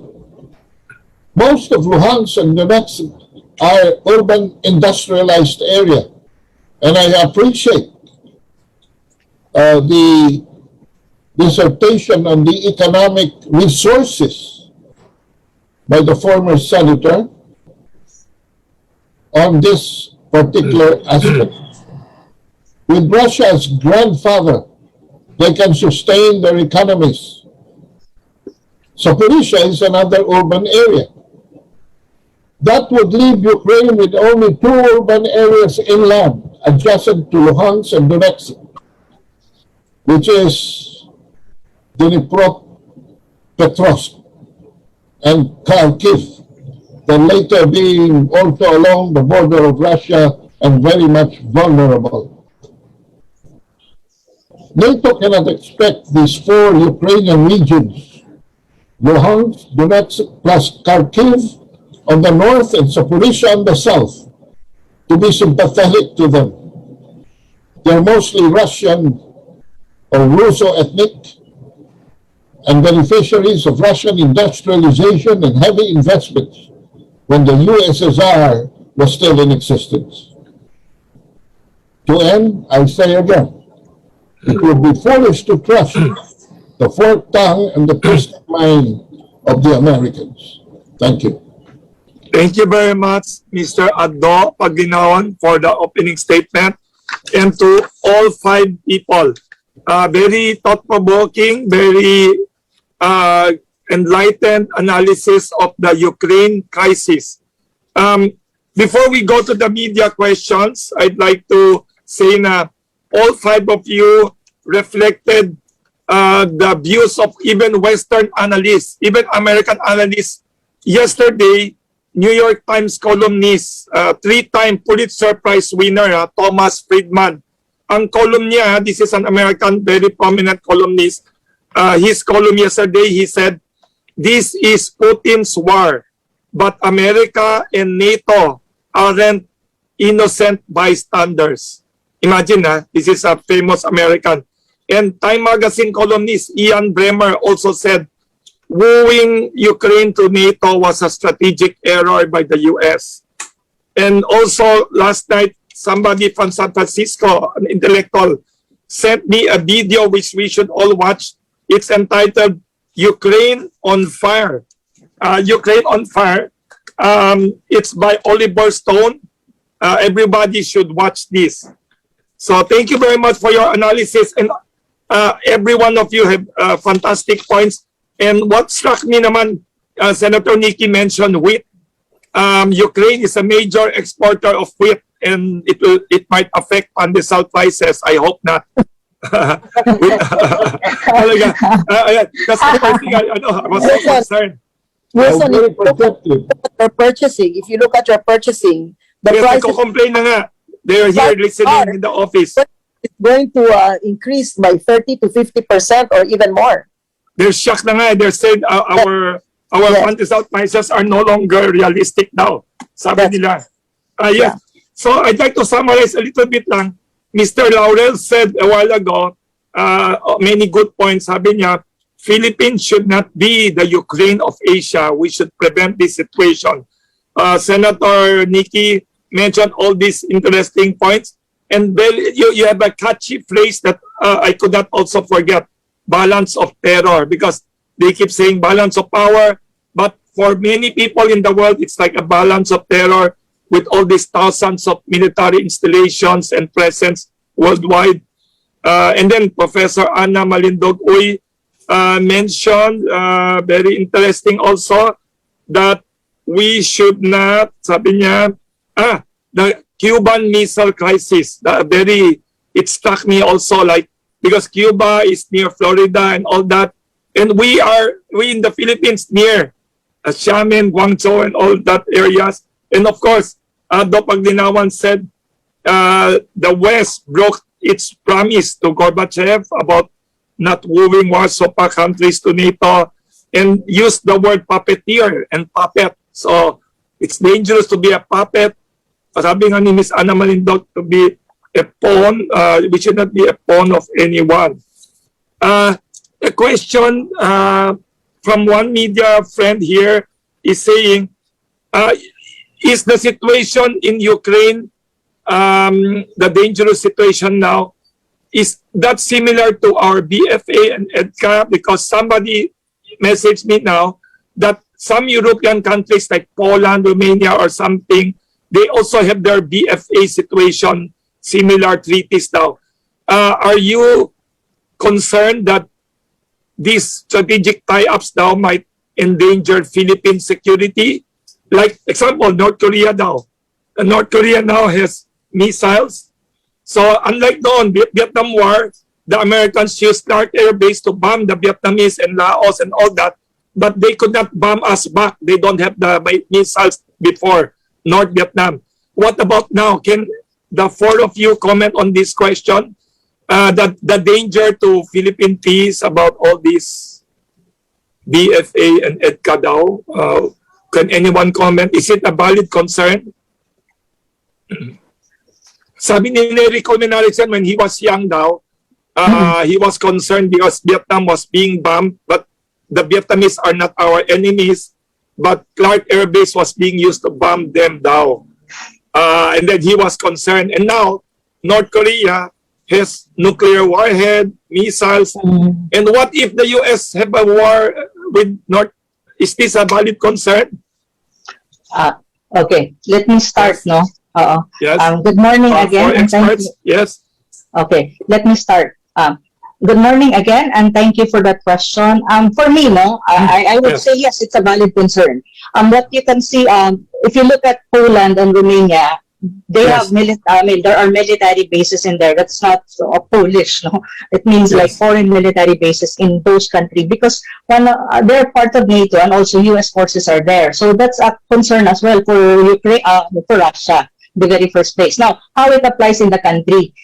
For me, as I've said in almost all of my interviews with regards to issues that has something to do with geopolitics, as much as possible, these treaties that we have or agreements that we have with the United States, we have to revisit. The next administration, I think, has to revisit them, like the EDCA, the Visiting Forces Agreement, and even the MDT. We need to revisit and check if it's really necessary for us to have that. As much as possible, if we pursue an independent foreign policy, I don't think we need those things because as much as possible, we need to have a neutral stand on all of this, no? And one thing that we need to remember, kapag may military bases ang isang country, especially foreign military bases, ng isang superpower, ang ano yan ang tawag ko dyan is magnet for conflict.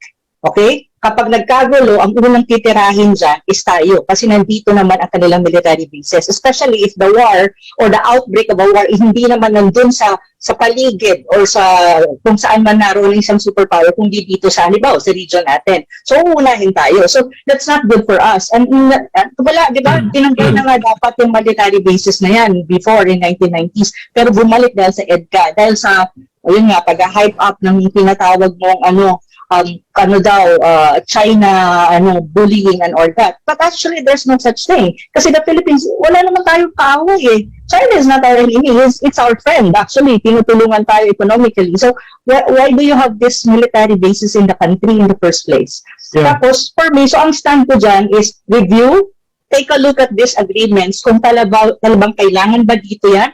Ang mga agreements ba yan, when it comes to provisions, it's balanced and to our advantage, not necessarily to disadvantage natin. Lagi tayong dapat, ang ina-uphold natin, ang national core interest ng Pilipinas. And one of that is for the Philippines not to be in any war na hindi naman natin gusto at wala tayong alam at wala tayong pakialam. Yun yung ano ko dyan, point ko dyan. Follow up lang, before the others answer. Anna, you mentioned a while ago, ASEAN should be a nuclear-free zone. So, that is also part of that, di ba? Yes. The whole ASEAN. Yes, the whole ASEAN region should be a zone of peace and a nuclear-free zone. ASEAN centrality must be asserted. Ibig sabihin, sa lahat ng nangyayari na geopolitical na mga maneuvering sa mga superpowers sa loob ng sa region natin, ang ASEAN should be in the center and it should have leverage na hindi tayo magagamit ang buong ASEAN sa lahat ng mga geopolitical na mga maneuverings that would lead to a compromising situation kasi that is not good for us. That is not good for our prosperity and development as countries in the developing world. Take note, paano pa lang tayo, pasulong pa lang tayo out of pandemic, tapos kakaproblema na naman. So I don't think that's good for us. Thank you. Somebody wanted to add? I just wanted to add, again, let's learn from history. Second World War, imperialist wars ng Japan and America, merong isang kandidato nagpasalamat na tumulong sa atin daw ang Estados Unidos sa Second World War. Actually, ang Estados Unidos ang dapat magpasalamat dahil the Philippines was the cause of the delay of Japan's offensive all the way down to Australia, no? Number one. Number two, tayo ay one of the most devastated countries in Asia. Ang city of Manila was not even spared by the Americans when the Japanese were already on the run. Dinurog pa ang Manila. I think this is very important to correct in the minds of many people. The lesson of our history is that getting involved with the wars of the U.S. And other imperialist powers is a detriment to us. Thank you. Thank you, Mr. Laudel, for that answer. The two other panelists, would you like to comment about our all these agreements being, former Senator Nikki Cosseteng. Yeah, I think we have to disabuse our minds. The U.S. today is not the same as the U.S. 30 years ago, 40 years ago. Number one. Second, 40 years ago, there were no other so-called powers except the United States. And, maybe they could push their weight around that time. Yes. But if you look at the damage that they had done and what we had gained from them in the last half a century, I don't think it's commensurate to the kind of damage that we had suffered during the war. That's one thing. Secondly, we still have a lot of strings attached to the United States to our detriment, whether in agriculture, etc. For example, if you just, earlier I mentioned wheat. If you just look at what U.S. wheat, has done to the Philippines, that is already one of the reasons why your pandesal costs so much, and maybe a bigger percentage of our population can no longer afford to eat pandesal. And things are still good. But seriously, U.S. wheat was very active. When I was around that time, they were very active in trying to kill any and all others who were looking for other sources of flour, so that pandesal and food prices, noodles, etc., biscuits, etc., would go down. But of course, there was that. There were really those claws of the ego, if you want to call it, So it's not like benefiting from this arrangement, but rather, of course, they dump on us all this used military wear, obsolete military wear, a hardware, etc. And what? And we owe them a favor? Really, seriously, as mentioned earlier by Professor Ana, sila may utang na loob sa atin. Wala tayo. Hindi sila isang hakbang na lang sa Vietnam, etc. And by the way, to me, that war in Vietnam has not ended. The suffering of the people continue to this day. The victims of Agent Orange and all those chemical warfare that they had used there are still being suffered today by the Vietnamese. And there's really no I'm sorry, to talk about. You know, to this day, I think a good, 5 million, 6 million Vietnamese have lost their lives, had lost their lives. And, you know, if this is going to happen in Eastern Europe, you know, this is not like it's an archipelago, like it's an island. No, it's just sometimes one road that will divide these different countries. No? So you can just imagine how much more suffering this is going to cause. And as earlier mentioned, Donetsk and Luhansk are just about legitimately recognized. So this is not supposed to be an act of aggression. This is really just calling a spade a spade. Yeah. Thank you very much, Senator Nikki Cosseteng, for your thought-provoking ideas and analysis. Adoba would like to add, or yes, I would like Mr. to add Adoba Ginawan. Thank you. To be very straight about it, we can always abrogate the visiting force agreement anytime. And the enhanced defense cooperation agreement is only up to 2024.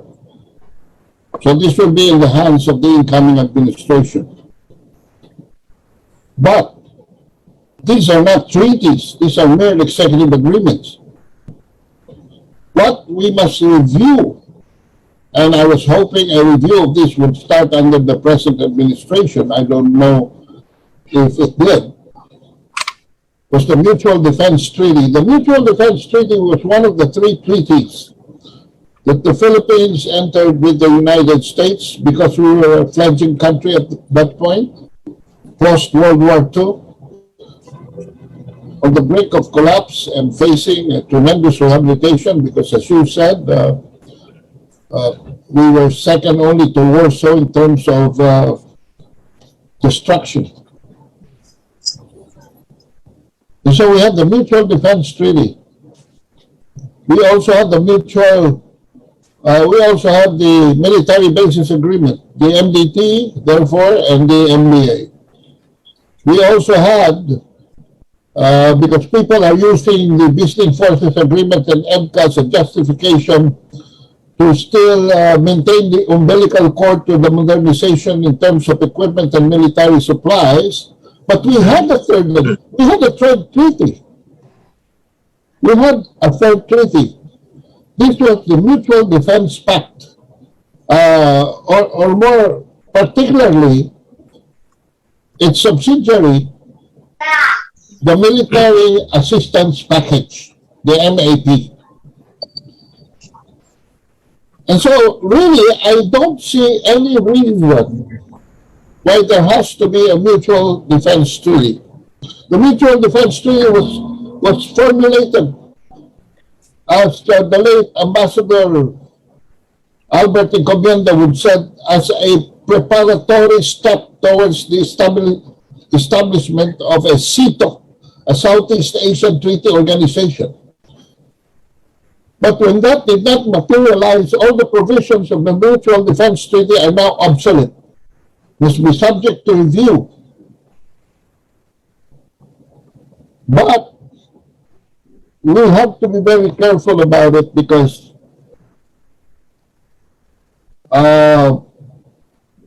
we have to run into another treaty that would economically still preserve our relationship with the United States, as well as any country who would like to help us, and provided it suits our national interest. Because our currency is still attached to the dollar. And technologically, many equipment, especially in the military, still follow the American doctrine. In the presidential debate, for instance, that I witnessed with the SMNI, there was a fallacy there saying that the abolition of the armed forces of the Philippines, and nobody corrected it. It was supposed to have been the abolition of the Philippine Army only. You cannot abolish the armed forces of the Philippines. So I would just like to refer to that because And their equipment, the military equipment, is very much, and their training, very much within the American doctrine. So those things will have to be reviewed, and the whole training should be updated. As the senator said, it is obsolete. The America now is not the America 30 years ago.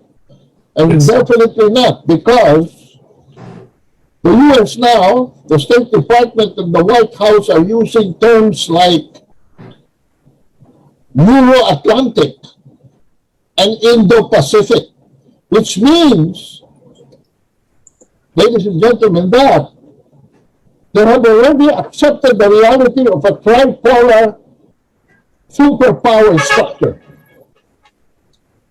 All right? The United States, America, the Euro-Atlantic power, which is Russia, and the Indo-Pacific power, which is China. So the pertinence, besides its vagueness and tardiness in case of an attack, as the former President Marcos had said in a press conference at the National Press Club in Washington, D.C. in 1982. What good is this, that when attacked, you will be discussing what to do, what next to do with the Philippines here in the Capitol Hill, in the Congress of the United States, while we are already dying over there. So that's it, Wilson. Thank you very much, Ado, and Senator Nikki, Ana, and Mentong for your analysis. There's a question. Yes, Mr. Laurel. Yes. If there's a question, let's go ahead with the question first. Yes, there's a question here related to what you just said. Mr. Ado mentioned a while ago about the SMNI presidential debate. Senator Nikki mentioned that the U.S. of 40 years ago, 50 years ago, was the only superpower, now no longer the same situation. Related to the debate, the word non-aligned was used in the debate discussed by Clarita Carlos and the presidential candidate. Do you think that 1960s term non-aligned could apply to the Philippines, ASEAN, and even Ukraine? Can we promote a non-aligned stance towards these superpowers and their rivalries? Can we push this idea na we are friends with all of them, but their quarrels are their own quarrels? Don't tie us up militarily to one superpower. Is this possible, the non-aligned idea of the 1960s? Diba I think it was Sukarno, Nehru, and all these leaders. I know Carlos P. Romulo attended also the Bandung Summit and all that. That was before I was born, actually. Do you remember the non-aligned movement? Is it still possible for the Philippines and even Ukraine to do that, to end wars? The non-aligned movement, the term non-aligned came from Mao Zedong as the Third World, and the Bandung Conference was 1995. The major countries there were, of course, Indonesia, India, China, and some countries in Africa, all the way in Africa. I think the term is now not used. It's just that the plain sovereign and independent nations. Yes. Well, it can be a new battle cry for the third world countries, but apparently this is not a reason, because I think the situation calls for an alignment to the vision for the world, not for countries. And that is why it has been mentioned also that the multipolar world, the tripolar world, but essentially the concept of the multipolar world and the unipolar world. That is the major contradiction in the world today. And so it's for the Philippines to decide and clarify in their minds which vision they would seek. I think there is a lack of clarity here. We have to define the challenge of the times that the Filipino as a nation and as a republic should answer to. And of course, my recommendation is that we pursue the multipolar world, because it is a safer world, a better managed world, and a Yes. peaceful world. Thank you. Multipolar world. Thank you very much, Senator Nikki Cosseteng. Yes. Yes, I think this is possible. What is political will? We just have to think for ourselves and define what our national interest really is. Yes. Because for this time, our national interest has always been like hitched on to Washington. Yes. So unless we define national in our terms, it is going to be very difficult to be quote non-aligned. No, there's also now more than at any time in world history. There's always now I think it's the best time to assess because the United States labels itself as the defender of freedom and democracy. The United States, struts around like it's the police of the world. Like they only they have the solution. They have the answers. They have the means. They have the way. Obviously, it's not like that. Because if you look at American society today, I wouldn't want the Philippines to look like that. I wouldn't want the Philippines to be a country of former middle class, a strong middle country where the middle class used to be very strong, to be now a country of homeless people. Smack in the streets of the big cities. Garbage is not collected. People are hungry. People are in food lines. I mean, this is not the United States that we know of. So if this is what they're still peddling, democracy, freedom, etc., and that's what the consequence is of their kind of democracy and freedom, I don't want us to be like that. Seriously. That's one. Second, another thing is, it was my attention was called by one of the persons who came into the chat box and talked about how the United States has actually looked at our veterans. There's going to be just 1,000 left after all. But how do they treat us? I remember before we were up in the U.S. Embassy since like 1 o'clock in the morning to be able to line up to get a number for to apply for a visa. I mean, is this the way that you treat an ally? I mean, if this is the way you treat your allies, you can imagine how you treat your enemies. So this is not something very healthy, I think. Thank you, Senator, for all those very valid and thought-provoking questions for us to reassess. Miss Anna, Professor Anna Malindopuy. Yes, I think it's very possible, and it's actually happening already. But I call it equidistance among between superpowers ang positioning natin, and it's already happening. It's not only actually the Philippines is doing it right now under President Duterte. We're trying the president has been trying a lot to have an equidistance between, like, for example, China, Russia, and because these are the superpowers, and China and the US, trying to say that we can deal with all of you in an equal terms, and you recognize us as a sovereign state. You don't control us. We deal with you based on different issues and basis. We have interest, and also we have good relation with each other. We're friends, but you don't control us. You don't dictate our policies. And I think the president has been doing that already. It's not easy because that's a balancing act, but it's there, no? And I think the next administration, the challenge of the next administration is how to pursue that, but rather improve it more, no? By again reviewing our agreements with the US, like the BFA, EDCA, and even the MDT. On another note, it's not only the Philippines doing it, ASEAN member states as well. Look at Singapore. Singapore has that kind of policy as well, no? Equidistance. Malaysia is the same. Thailand, Indonesia is the same. They're trying to relate with superpowers based on their national interests. And I think we should do that. At the end of the day, the responsibility of our national leaders is always protecting the national interests of the country and what's best for us. And siding with one superpower with a very volatile geopolitical situation that is happening in the world right now and in our region, and the geopolitical realities that we have, I don't think that's not the way forward, no? I think pursuing an independent foreign policy, trying to make it sure that you have a very good equidistance relations with all the superpowers and even other powers that all is the best way forward for our country and even for the region, no? Yeah, that's my position, no? Thank you. Somebody texted pala, sorry, a question here. What if now Taiwan becomes a Ukraine issue? Will with the bases in the Philippines be in play?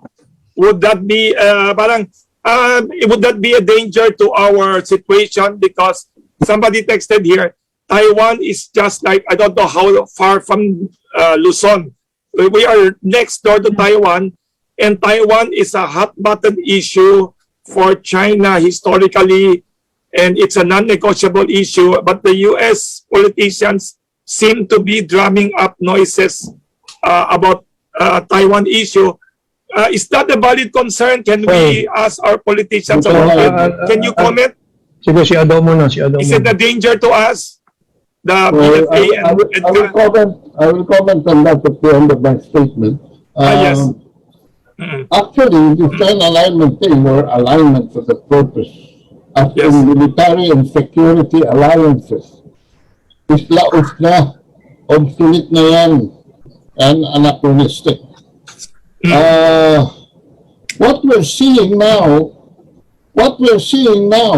in the case of a superpower is another kind of coming together, as in China's Belt and Road Initiative, not to kill each other, but to help each other live in a very difficult world such as now. And this is what I see. If this were economic alliances or alignments, I think it would be beneficial to everybody. This military security arrangements are impossible. Perhaps we can do it with many countries, but this will be impossible with the U.S. The U.S. has invented words such as rule-based, which is not based on any constitution or law, but based on my American exceptionalism that we are supposed to be the superpower, because they have also invented the word reciprocity. Scratch my back, I'll scratch yours. And if we can do that and agree on that, then we sign a treaty, we sign an agreement. So it's impossible. The tit for tat is an American phenomenon. I would rather have the Belt and Road Initiative, where we can, and things like RCEF, the Regional Comprehensive Economic Partnership. Taiwan. Yes. There is a difference in premises here, because Taiwan is actually China. Nobody else can dispel that. In fact, China has been very patient with Taiwan. Taiwan would most likely, if China were to be given the preeminence, end up like an SAR, a special autonomous region, like Macau, like Hong Kong. But if the Taiwanese people go for secession, it would only take maybe 2 hours for everything to solve itself. How China will do that, I will leave that to China. But I doubt very well if China will be as patient as Vladimir Putin, or in the case of Ukraine.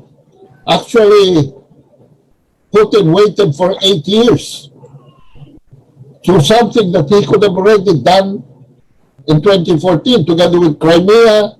That's what I was saying. Luhansk and Donetsk could have already been declaring their self-determination. But Vladimir Putin is a different person altogether.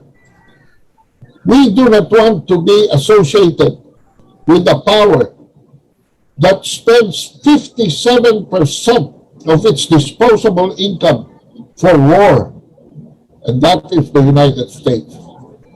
That's why Biden is having a problem now, because he is the one that's balancing power between the war economy and the real economy that he must address. That is why I don't want to live there. I could hardly find a job there. When I came home, on the second day I was here, I was already working. So, guys, face up with these realities. Okay. It's a tripolar world right now. Thank you. Hey, Wilson. Thank you very much. Wilson, on the matter of Taiwan, let me contribute. Yes, Mr. Laurel. Yes. Number one, Taiwan will not break away from China. 40% of Taiwan's economy today depends on China. 40%. Yes. Number two, it is a good candidate for the Ukraine of Asia because it has a puppet government currently under the Americans. But even the Americans don't want to lose Taiwan because they definitely will lose Taiwan if China is provoked to take over with a simple declaration of Taiwan independence. That's the only red line for China. China will not physically, militarily need to take over China because over time, Taiwan will naturally be absorbed into the motherland. So that is now the U.S. Dumps hundreds of millions of arms every year to Taiwan. Of course, naturally, every year China also protests. This is like an SOP already. Every year it goes on. So, but it is a good candidate for the Ukraine of Asia because the Americans can really use selfish elements inside the DPP, Democratic People's Party, to provoke, push for a declaration of independence. And in 24 hours, mainland China will take over Taiwan in such a scenario. And the Taiwanese know that. So, definitely, the Philippines will be used. The Americans have been trying to draw the Japanese to make statements that they will get involved if Taiwan is attacked by the mainland in case of a declaration of independence. But I don't think it's going to happen because even the Taiwanese themselves will not want that to happen. Thank you, Mr. Laurel. Anna or Senator?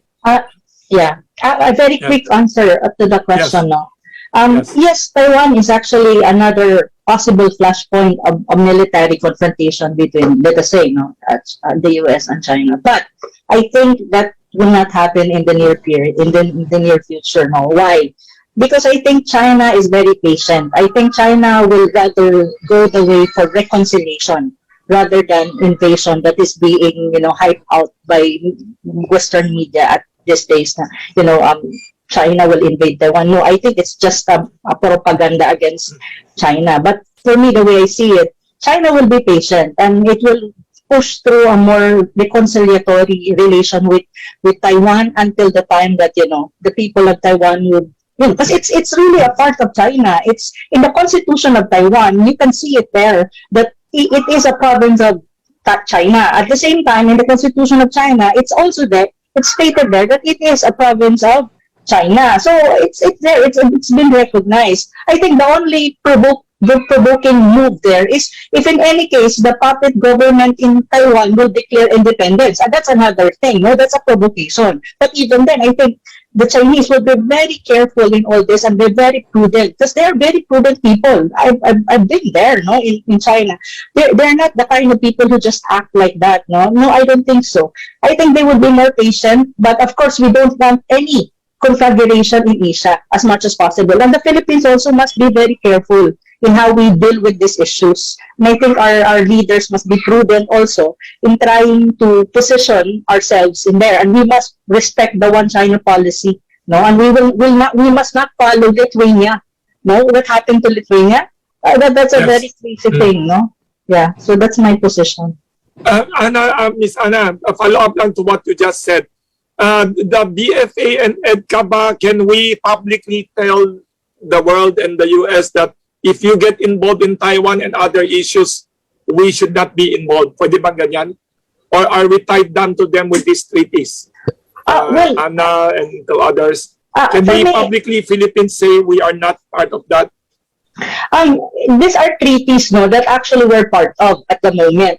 Again, we are a sovereign state. We can always make decision that we think is to our advantage and that we will not be put in a compromising situation. As a sovereign state, our government has the power, our president has the power to review these agreements and possibly say no if we really have to say no. No.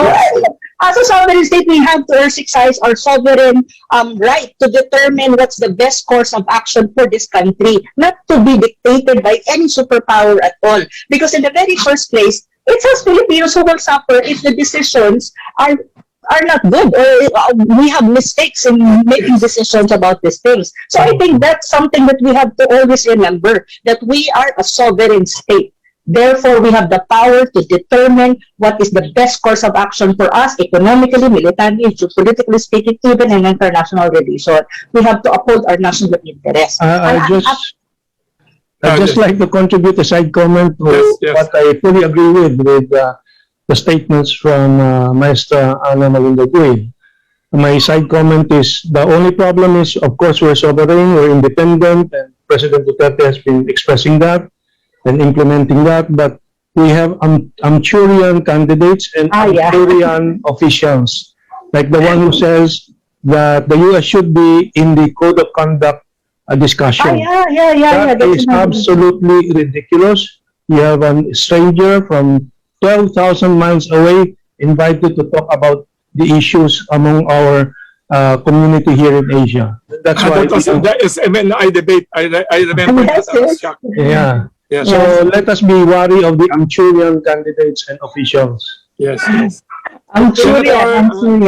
Senator Ricky, I remember you made a movie with former President Estrada before to help assert Philippine independence, and so I think what your advocacy before is now more relevant with all these dangers of superpower rivalries. Yeah, with Ricky Lee, we wrote a script for Dragnet, the movie of T.R.O.P.A and Ching Tong Chai at that time, to promote Philippine-China and Chinoy relations and cooperation, unity and solidarity. I should ask you about that. That was a long time ago. I had an auntie who had a part role there daw. I had an auntie daw. Yeah. I heard. So, Senator, and to the others, we have to assert talaga independent foreign policy more now, no? And not be the Ukraine of Asia. Tama? Yes, Senator Nikki Coseteng. Just as an aside, no? Yes. Ricky Lee wrote the script of Sa Kuko ng Agila. Wow. And I tell you, I think 70% of that script was stricken off. 70% of the script? So it was diluted. When I went to the premiere of the movie I was in, and we shot every single second of that movie together, it's already a different movie. 70% diluted. Wow. Because a lot of the important dialogue, the facts, the figures, etc., washed out from that movie. Wow. And that, of course, it's an anti-American movie, no? But a lot of the essential dialogue were all removed. You can ask Ricky. I didn't recognize it, but anyway. Thank you for reminding. Going back to the Taiwan issue. Taiwan issue. You cannot imagine the massive amounts of investment that Taiwan has in China. Yes. If the Chinese were a no-good sort of people, that would have happened. Between the two of them, they know that it's not possible for one to just bomb the other. Meaning bombing the little island, you know. But China cannot help it. There's somebody 12,000 miles away that's really stoking the flames of this. Yes. So that way, I mean, just think, 310 million Americans. Most of them cannot even tell the difference between the Chinese, the Japanese, and the Koreans. Yes. They can, you know, can't even tell the difference. Like they even think they're just one people. So how people like this, who have very low cultural tolerance, who have very low appreciation of thousands of years of culture vis-a-vis their 200 plus years or whatever it is, you know. So it's very difficult for people like this to think of policies that will be for the betterment of the world, which is what we want to see. We have overseas Filipinos in, 200 countries of the world, seriously, every corner of the world. Anytime there is a blow up in any part of the world, there's always a Filipino family that will be affected, incomes that are not going to be earned, and opportunities for employment, for business, etc., that are just going to be killed. So anywhere in the world that this happens, Thank you very much. But there's a Filipino line. Maganda what you just said, ha? I remember pa, all the iPhones are being made in China by a Taiwanese firm. Galing. Billions of dollars are owned by Taiwan. So that means even the Taiwanese themselves trust China. Yes, independent. There. Why aren't you going to put your investment in the Philippines or somewhere else? Why are you there in China? There must be something in China where Apple is even there. Yes. Yes. What is Apple doing there? If China was a no good, place of discrimination, etc. So I 1 million employees working for Apple there. Yes. There has to be as I said, a clarification of the definition of terms. Because the every country has the right to defend itself. If there are terrorists in a particular country, then they have to be able to handle it without somebody from outside calling it genocide. Because nobody is calling genocide what the Americans are doing to the black people, are doing to the minorities, are doing to the Hispanics and the Asians. Now, there was a woman who was pushed into the tracks of the subway. Yes, from Cebu. Sure. Originally from Cebu. Woman was not from China. That woman's from the Philippines. From Cebu daw, I heard. Yes. In other words, this is a civilized country. This is a country that's supposed to be promoting democracy and freedom, and they're pushing people, into the subway tracks. Something's wrong there. Thank you very much for all those thought-provoking ideas and questions for all of us. Now it's almost time up. Can we request our 4 very distinguished, very enlightened panelists and research speakers to give their closing statements to summarize your wonderful, interesting points. I thought I already knew a lot, but listening to the 4 of you is like crash course on geopolitics, history, and reality. Thank you for reminding all of us about the balanced view of the world. Let us begin maybe with Mr. Herman Laurel for your open closing statement to summarize your point. Okay. Yeah, I think in 60 seconds, I'd like to say that this is another opportunity for the Filipino thinking class to help the nation clarify its vision of the world. We are a global player now. President Duterte allowed us to be a global player by having an independent foreign policy. And so now is the time for the media also to help bring these options to our people, both in the vernacular, in Tagalog, in the English print and social broadcast media. Ano ba ang gusto ng Pilipino? Yung unipolar world na isang bida lang ang Estados Unidos, o yung maraming mga nagsasalo-salo, nag-uusap, yung tawag na multipolar world. And what is it really in for us? In a multipolar world, we are equals to 174 members of the international community. Yun lang po. Sorry to interrupt. There's another question, follow-up, sorry, from Mr. Tony Calao. Baka I could insert short answers lang from everyone. Sabi ni Tony Calao, what is the likelihood that Ukraine will be divided like North and South Korea was divided to resolve this situation now? How do you foresee it? Well, I think quick answer then, of course, Crimea has returned to Russia. Donbass, Donetsk and Luhansk will go back to Russia. Putin has prepared this for the past 10 years. And before that, in 2014, he also prepared by paying all IMF debts in the year 2000. In 2019, he paid off all foreign debts of Russia. And now there is the US dollar reserves of Russia is only 16%. There is a tremendous percentage of gold in that reserve and Chinese yuan. He has a plethora of currency swaps and trading based on local currencies with so many countries and China, of course. So this is going to be sealed in the next few months as the independent part of Ukraine, which will become independent republics. Yun lang po. Thank you. That's a question from Mr. Tony Calao. Then we'll go now to the closing statement of Miss Senator Nikki Cosseteng.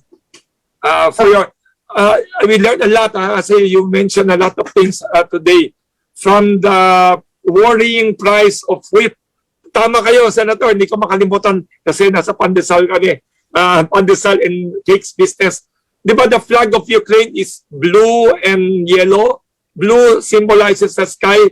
The yellow symbolizes the wheat of Ukraine, yung flag. Kaya thank you for reminding us na it will affect pandesal and everything. So we should all be concerned about this chaos there. Sorry. Senator Nikki Cosseteng, your closing statement.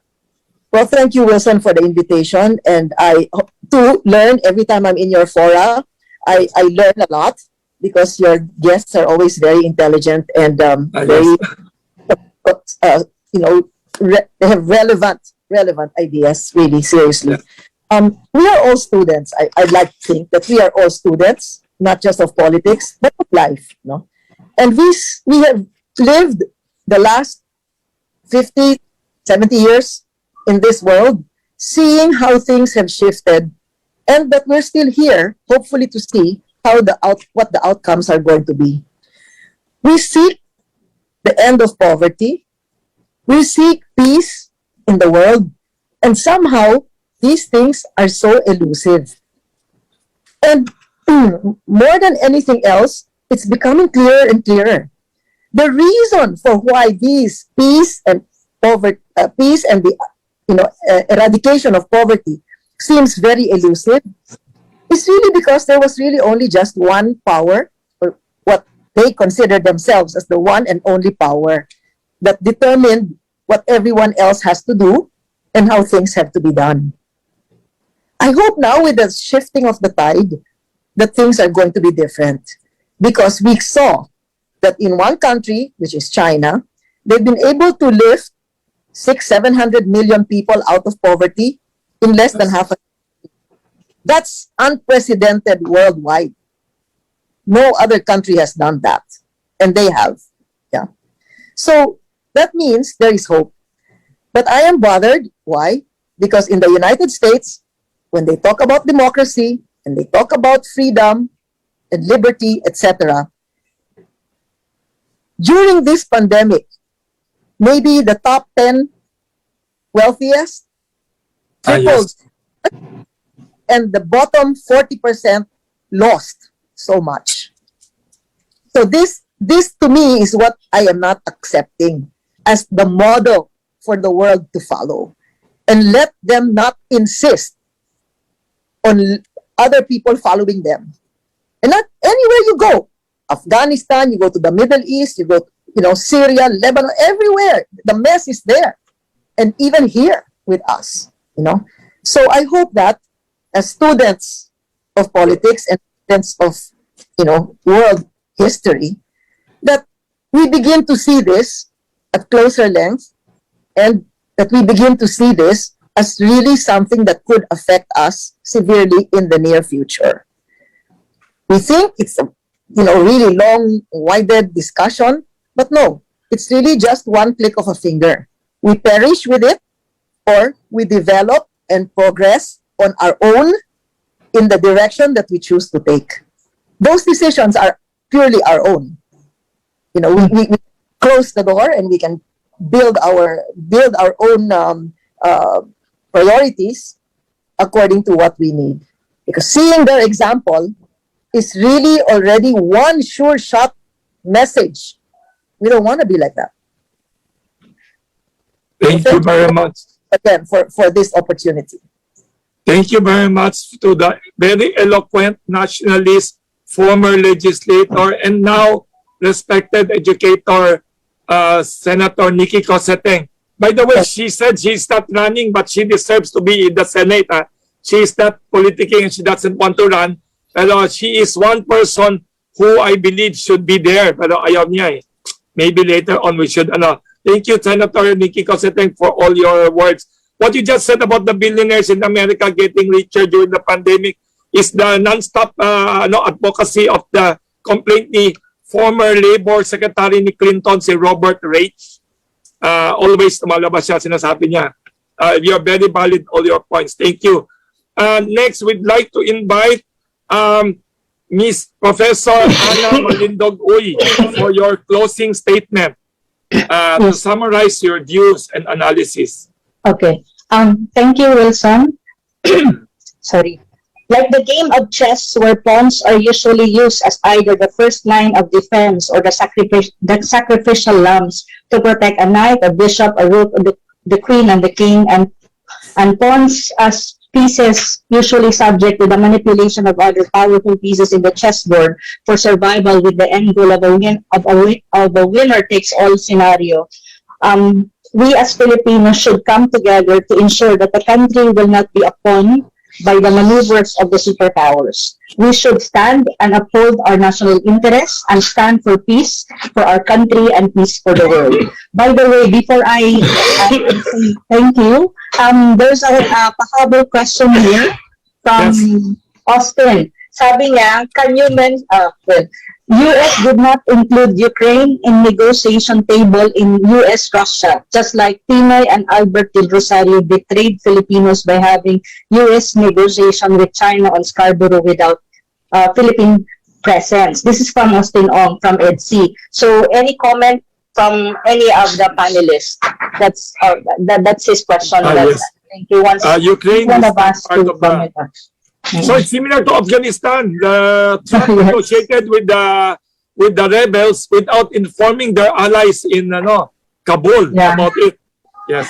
So that's the pahabol question. For me, my comment is, yun na nga sinasabi ko eh. That's the thing, no? These superpowers are, they have this, they have their maneuvers and all. Pero yung gitna mo, yung katulad ng Ukraine, hindi nila sinasali sa usapan. Sila nag-uusap, yung nasa gitna, siyang nagsasuffer, hindi nila sinasali. And I think... Diba nangyari sa Treaty of Paris in 1898?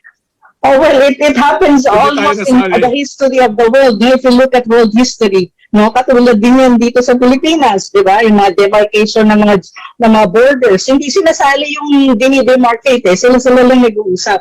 I think my comment on that, we should not let it happen again this time around, no? We should always be strong and always remember. I think this is something that I think Filipinos should remember always. We are a sovereign state.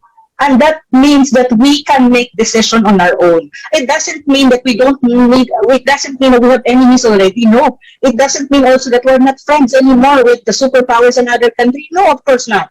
We can always have that, we can use that sovereign rights to actually be in the center kapag ang negotiation, kapag ang pinag-uusapan na po ay ating bansa. And even not only that, ang ating region din. Kasi anumang nangyayari sa region would definitely affect the country. So yung comment ko dun kay Austin po.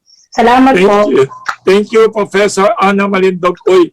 Last but not the least, former Philippine diplomat in Washington, D.C. and analyst, Mr. Ado Paglinawan, for your closing statement to summarize your views. Quick response to the use of the United States of Philippines. If something happens in Taiwan, I find that our fastest way out of the Mutual Defense Treaty. Let's use that to get out of that treaty. There were some mentions about Arab and the year 1991, just as Gorbachev was doing his share in Europe. This was also when the foreign bases in the Philippines were outlawed. The Senate acted on it. That's why, by the widest stretch of my imagination, I cannot see any justification for EDCA, despite the twisted mind of the late B.S. Noynoy Aquino signing this agreement. Too many lawyers, too many legalisms that we are taught in the American definition of what can be and what cannot be. Let us define things not in the rule-based, not using the American mindsets. Because we are not Americans, we are Asians, we are Filipinos. Ako ay Filipino. I joined Senator Nicky Cosette and therefore on the definition of our national interest. Not national interest based on national security, on the perception of a national security, but national security from the viewpoint of our national interest. We are a democracy of, by, and based on our national interest, and only by our national interest for the people. Thank you. Thank you very much, Mr. Ado Paglinawan. Senator, na-mention ni Ado about 1991, the Senate historic vote to end 500 years of foreign military presence in the Philippines. I remember the speech na basa ko, nakita ko sa video of the late Senate President Jovito Salonga. You were not senator yet ba at that time? I was you in the House. You were in the House of Representatives. Yeah, I ran in 1992, so I was elected to the Senate in 1992, the year after. But you were witness to that on TV. You saw that on TV, the vote to end U.S. military presence in the Philippines. But I think I remember the retired legislator Salonga was disagreeing with the EDCA and the BFA and went to the Supreme Court to question it, I think, if I'm not mistaken. So that's a very good point from all our resource speakers. This is a good time to review all these umbilical cords, matawag doon? Our umbilical cords that will impair our independent foreign policy and our non-aligned status. So thank you once again to our very enlightened analyst, Mr. Herman Laurel of Field Bricks Strategic Studies. Nag-tie up tayo ng Pandesal Forum with them. And also Professor Ana Malindog Uy, also columnist ng Sovereign.ph and ASEAN Post. And also Mr. former Senator Nicky Cosette, who should be in the Senate. We should convince her in the future to run again. She's more nationalistic and know a lot of things more than many of our legislators. And also Mr. Ado Paglinawan, a diplomat and activist and radio TV host, and also editor of Sovereign.ph and geopolitics and politics analyst. Thank you once again. Very good what you just said. I summarize it. Let us avoid becoming the Ukraine of Asia, diba? And let us help Ukraine get out of their mess. I hope kasi that will affect our pandesal in the Philippines. Walang biro, tama si Senator. Di ko maalis sa mind ko about the price of pandesal. Nagko-complain na sila about flour prices going up. Not only pandesal, think of the noodle. It's the poor people who Yes, are eating. it's instant noodle and the gasoline. We import all our oil. Wilson. Yes. Wilson, the economic consequences of what's going on right now in the eastern side of Europe is very something that we have to be alarmed kasi the moment a war breaks out and even the moment naglabas na ng sanctions ang US at saka yung Britain, no? Gulo yan sa economy. Ang nangyayari dyan, ikakat nila ang Nord Stream 2. At saka yung Nord Stream 1, ang mangyari dyan, ang supply ng natural gas sa EU, sa European countries, maudlot. Tapos take note, no, Germany is very dependent on the supply of natural gas sa Russia and even coal. Pag nangyari yan, siyempre magkakaroon ka ng ang impact dyan kasi mag-shift to oil, mas more ang mga European states. Pag nagkataon, supply and demand yan eh. Pag bumaba ang supply, tumaas ang 9-year high. 9-year high ang oil price, sabi ni Ned. Oo, mag-shoot up yan. Wala pang gena. Wala pa. Pag nag-shoot up yan, ang problema mo, kahit tayo malayo-layo ng konti dyan, apektado tayo kasi ang oil din natin dito sa, the international market, magkakaroon ng slow of supply, mas mababa ang supply kaysa sa demand, tataas ang presyo sa international market, apektado tayo, tapos tataas din ang mga bilihin natin kasi tataas ng presyo. Bakit? Kasi ang problema dito, ang oil companies natin, yung oil natin, hindi naman, ang energy natin ay controlled ng mga companies at hindi control ng state. So, nakahawak sa liig tayo. That's another issue. That's another major issue. Ihabol ko lang ito dahil siyempre maapektuhan tayo ng sitwasyon sa Ukraine and oil prices, international prices. But let's also try to focus on the Amchurian people here, trying to stop the Malampaya from becoming productive through the intervention.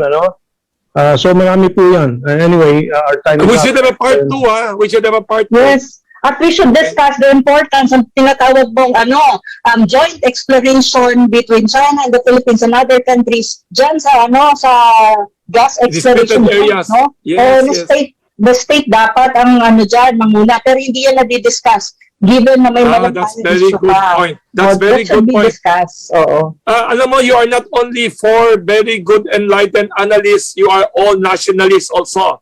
I remember si Senator Nikki Coseteng when she was senator, her advocacy sa economic policy is similar to what you are advocating against neoliberal and all that.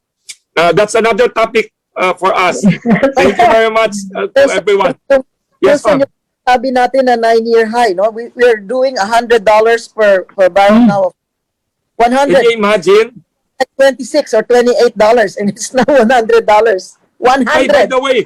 By the way, even though mataas ang wheat and flour prices, don't forget that our media friends, we will send you pandesal and other baked goods na gift. Kahit na mahal ang pandesal, we will share our humble gift to our media friends. Please don't forget to message us your home addresses or visit us anytime to all the media guests who attended.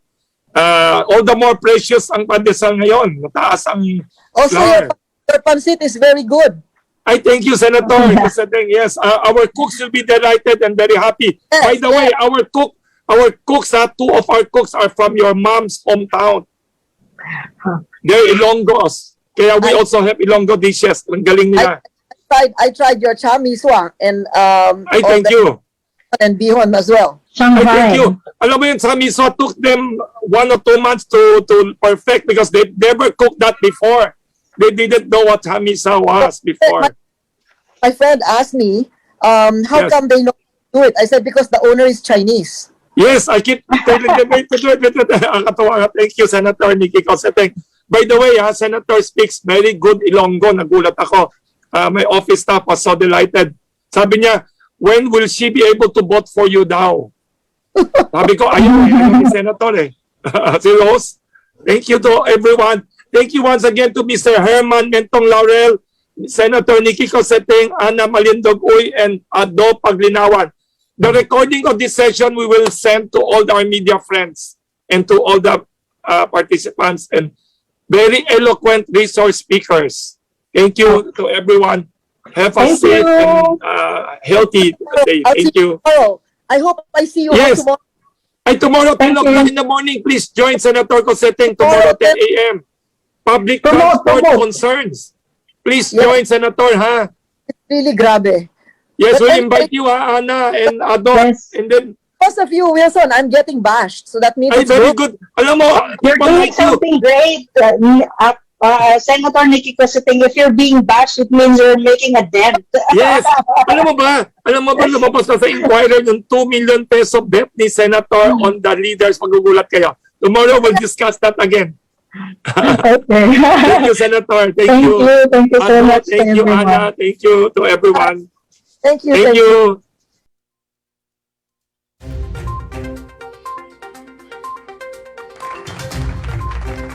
Okay, so yon mga kaibigan, napakinggan natin, napanood natin na yon, madadamay tayo eh.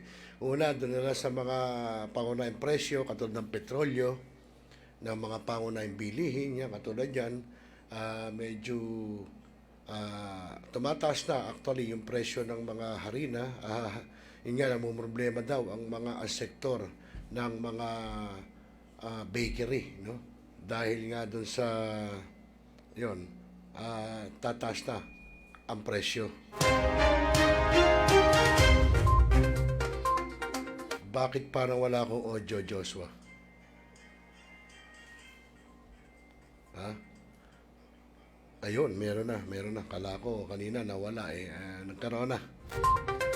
Okay, so yun mga kaibigan, at siguro nga sabi nga nila at ang iba na either ang mga dahilan, for example, kaya nagkakaroon gusto sakupin ng Russia ang Ukraine, hindi natin alam. So, katulad ng nung Hong Kong, nakita ng China na gumaganda ang ekonomiya ng Hong Kong, umuunlad ang kabuhayan. So, parang gusto sakupin ng China ang Hong Kong, no? Ayaw pumayag ng Hong Kong government. So, hindi natin alam, baka bukas makalawa, yun, baka mamaya piliting sakupin ng China. So, ganyan ang mangyayari. Magkakaroon ng gera, bobombay, etc. Hindi natin alam. Pero sana wag naman, At, yun, mayroong mga nag-comment natin na ilang mga tropa natin, no? At, una nga nag-comment dito ay si Sir Haji Crespo, yung ating katropang LMT, at the same time, isang entrepreneurs, na sabi niya, oligarchs or the elite, which is a few want to control the world. But this has been going for 4,000 years by the Khazarians, which are now based in Ukraine. So, yun po sinabi ni Sir Haji Crespo. At NATO, sabi niya, is the army of the United Nations and all the agencies like WHO, EU, Davos, etc. Yan sinasabi niya. Tapos, China is not bad. It's the CCP of China is controlled by the cabal. Ano ba yun? Hindi ko alam yun . At ayun, kay paring Estel Pumaman, kay paring Neo Kay, good evening, maraming salamat pare. At sabi pa ni Sir Haji Crespo, the USA is a war economy and even in the Second World War, the Nazis were playing both sides, which is the oligarchs or what we call the elite. Like what the senator is saying, the cabal created, sabi niya, the wars to make countries dependent on the US dollars. Yun ang sabi ni Sir Haji Crespo. At least daw, the senator has a slight grasp of the situation. O naman, magaling yung ating senador na yun, si dating senador Nikki Cositing. Nagkaroon nga yan ng pelikula kung maalala mo, Sir Haji, sa kuko ng agila. At ayun, muli nagpapasalamat din tayo, mga kaibigan, doon sa ating mga tropa pips na tumutok ngayong gabi. Sana naman maayos na yung sigalot sa pagitan ng Russia at ng Ukraine. Dahil po sabi nga ng HWPA, kailangan magkaroon ng unity. Ika nga, kailangan mayroon tayong world peace. At si Kagawad Sanidad Pineda, magandang gabi, salamat. At siyempre si Ma'am Ron Ramos. At ganyan din si aking batchmate, si Bimbo Soteco. Bukas pa rin batch. Magkita tayo dyan, pupunta kami. At ganyan din si si Utol Arnel de los Reyes ng DNR. Si Ricky de Rosario, ang ating kaagila at miyembro po ng Malabon PNP. Sino pa ba? Yan, si Miss Jackie Lagpao Adahar ng LMT. Nakasamaan po nila Sir Romel Martinez, Sir Haji Crespo, Sir Jojo Revilla, Sir Jebren Sibug, Miss Digna Kahulugan, at siyempre sila Ma'am Linda Villagonza. At marami din salamat kay Miko Lityadim na kabababahalan daw ng bundok, sabi niya.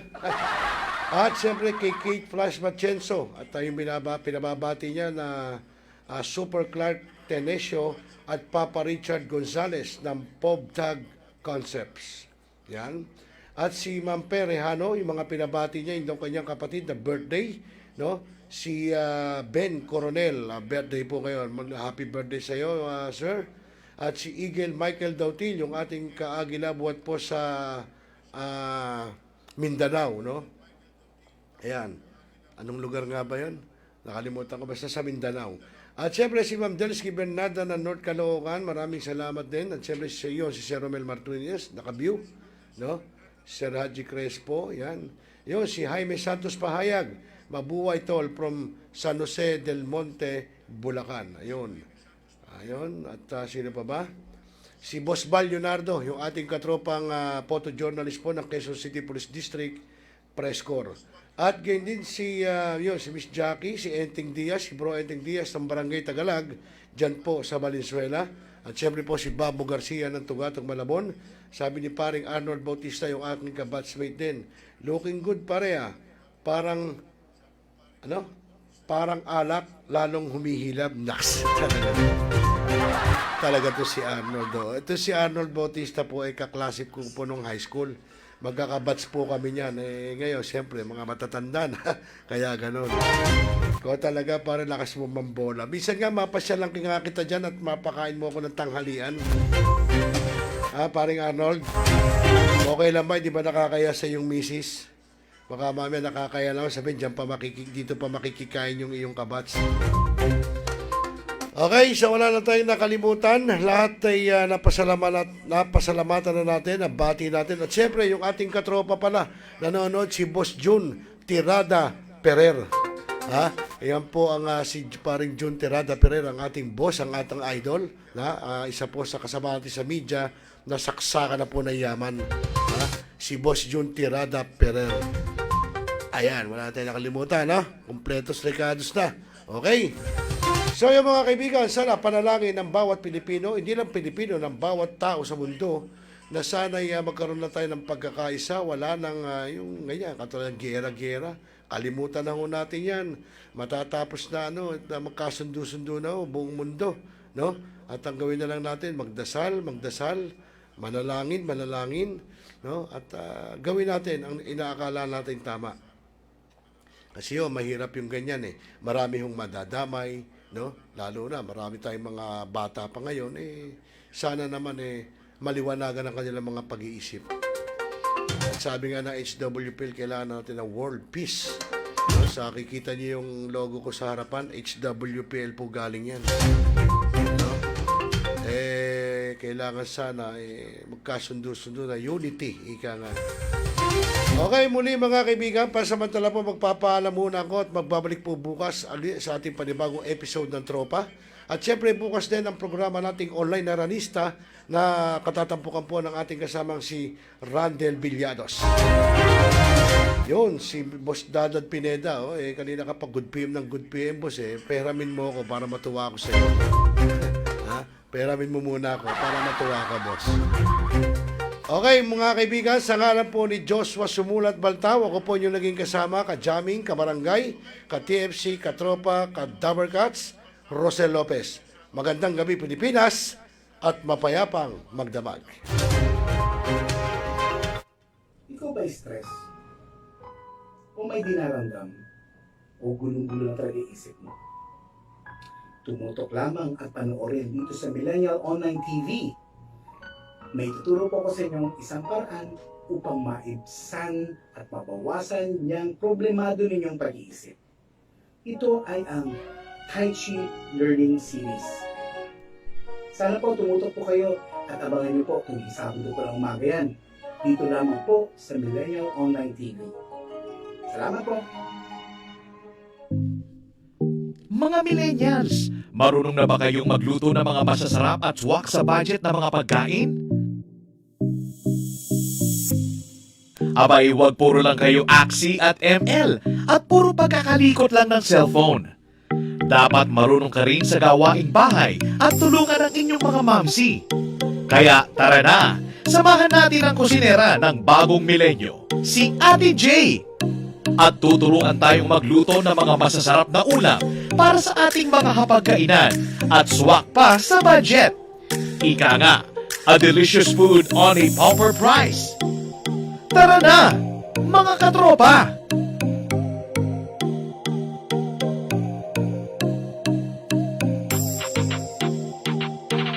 I-type lang sa inyong mga cellphone, sa inyong mga Facebook at YouTube, ang Millennial Online TV.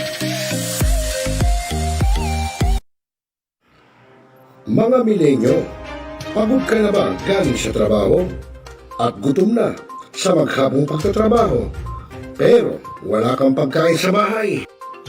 Narito na ang sagot mga katropa, ang super manok lechon. Napapawi sa inyong gutom at siguradong mapapa-analyze ka dahil sa tender juicy na jam mo pa at siguradong malinis at bagong katay buhat sa farm. Kaya super masalasa at pangmasa pa. Ano pa hinihintay nyo mga katropa? Takbo na sa Super Manok Panteño Siniluan at bumili na. Baka maabusan ka, katropa.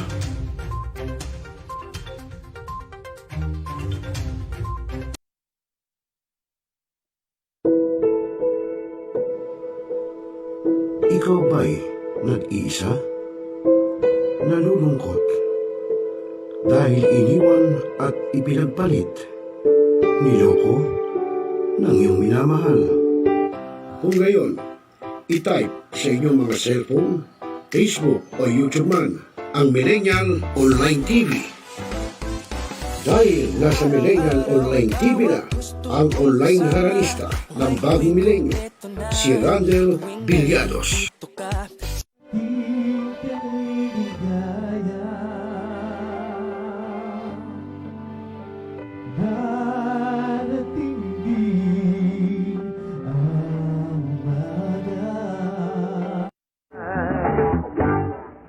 Naninigas ang aking katawan kapag umikot ng plaka. At haharanahin kayo ni Randel ng iba't ibang awitin para maibsan ang inyong inip at kalungkutan kahit nasaan man kayo. Hanggang sa tumanda. Come on!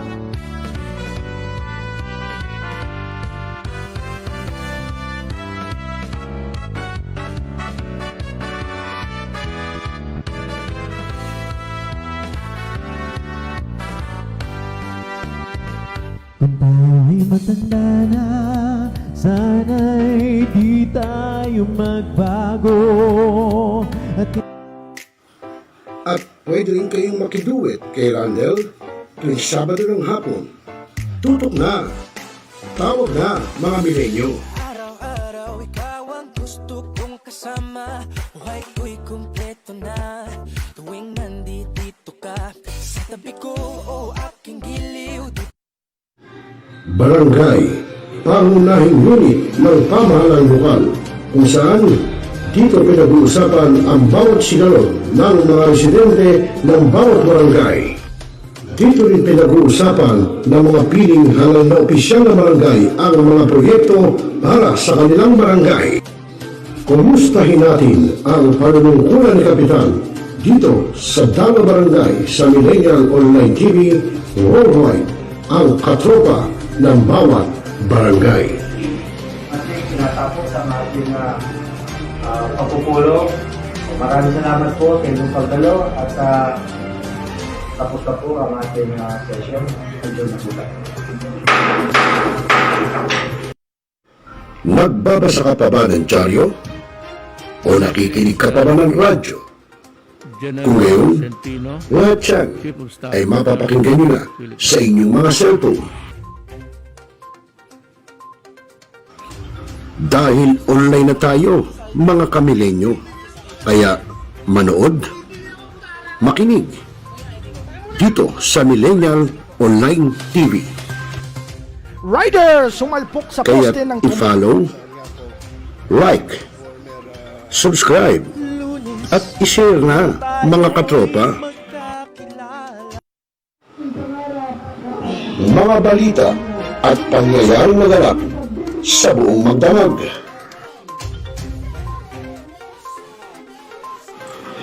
Ihimayin, tatalakayin, ibabalita, ngayon na, dito lang sa Millennial Online TV News Recap.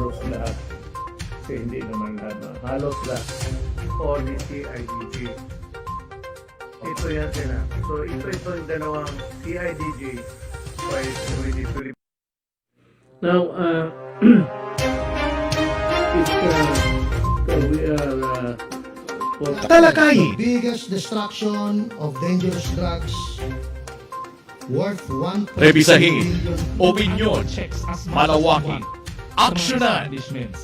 Kasama si Rosel Lopez, ang inyong katropa sa pagbabalita.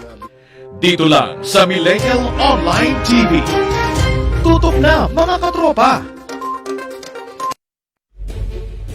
Pinaigting, pinalakas ang bagong News Online TV ng bagong milenyo. Millennial Online TV, ang katropa mo sa pagbabalita.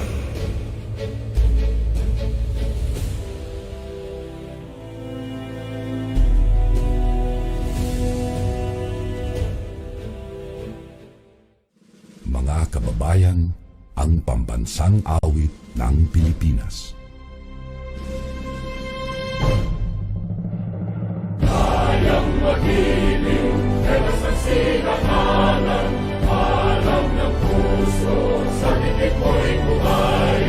Lupang hinirang, kuya ka ng magiting, sa mandulupin, di ka pasisingil, sa nagatang tutok sa simoy at sa langit mo bagaw, ay ginatang tula, tawid sa pagkayang minamahal. Ang isang ng matawad mo'y tagumpay na nag-iindig, ang bituin at araw niya kailan pang ay di magtitingin. Luman ang araw ng warhabit pagsinta, buhay langit sa piling mo. Ang inigaya na pagkay mga amin, ang mamatay ng dahil sa'yo.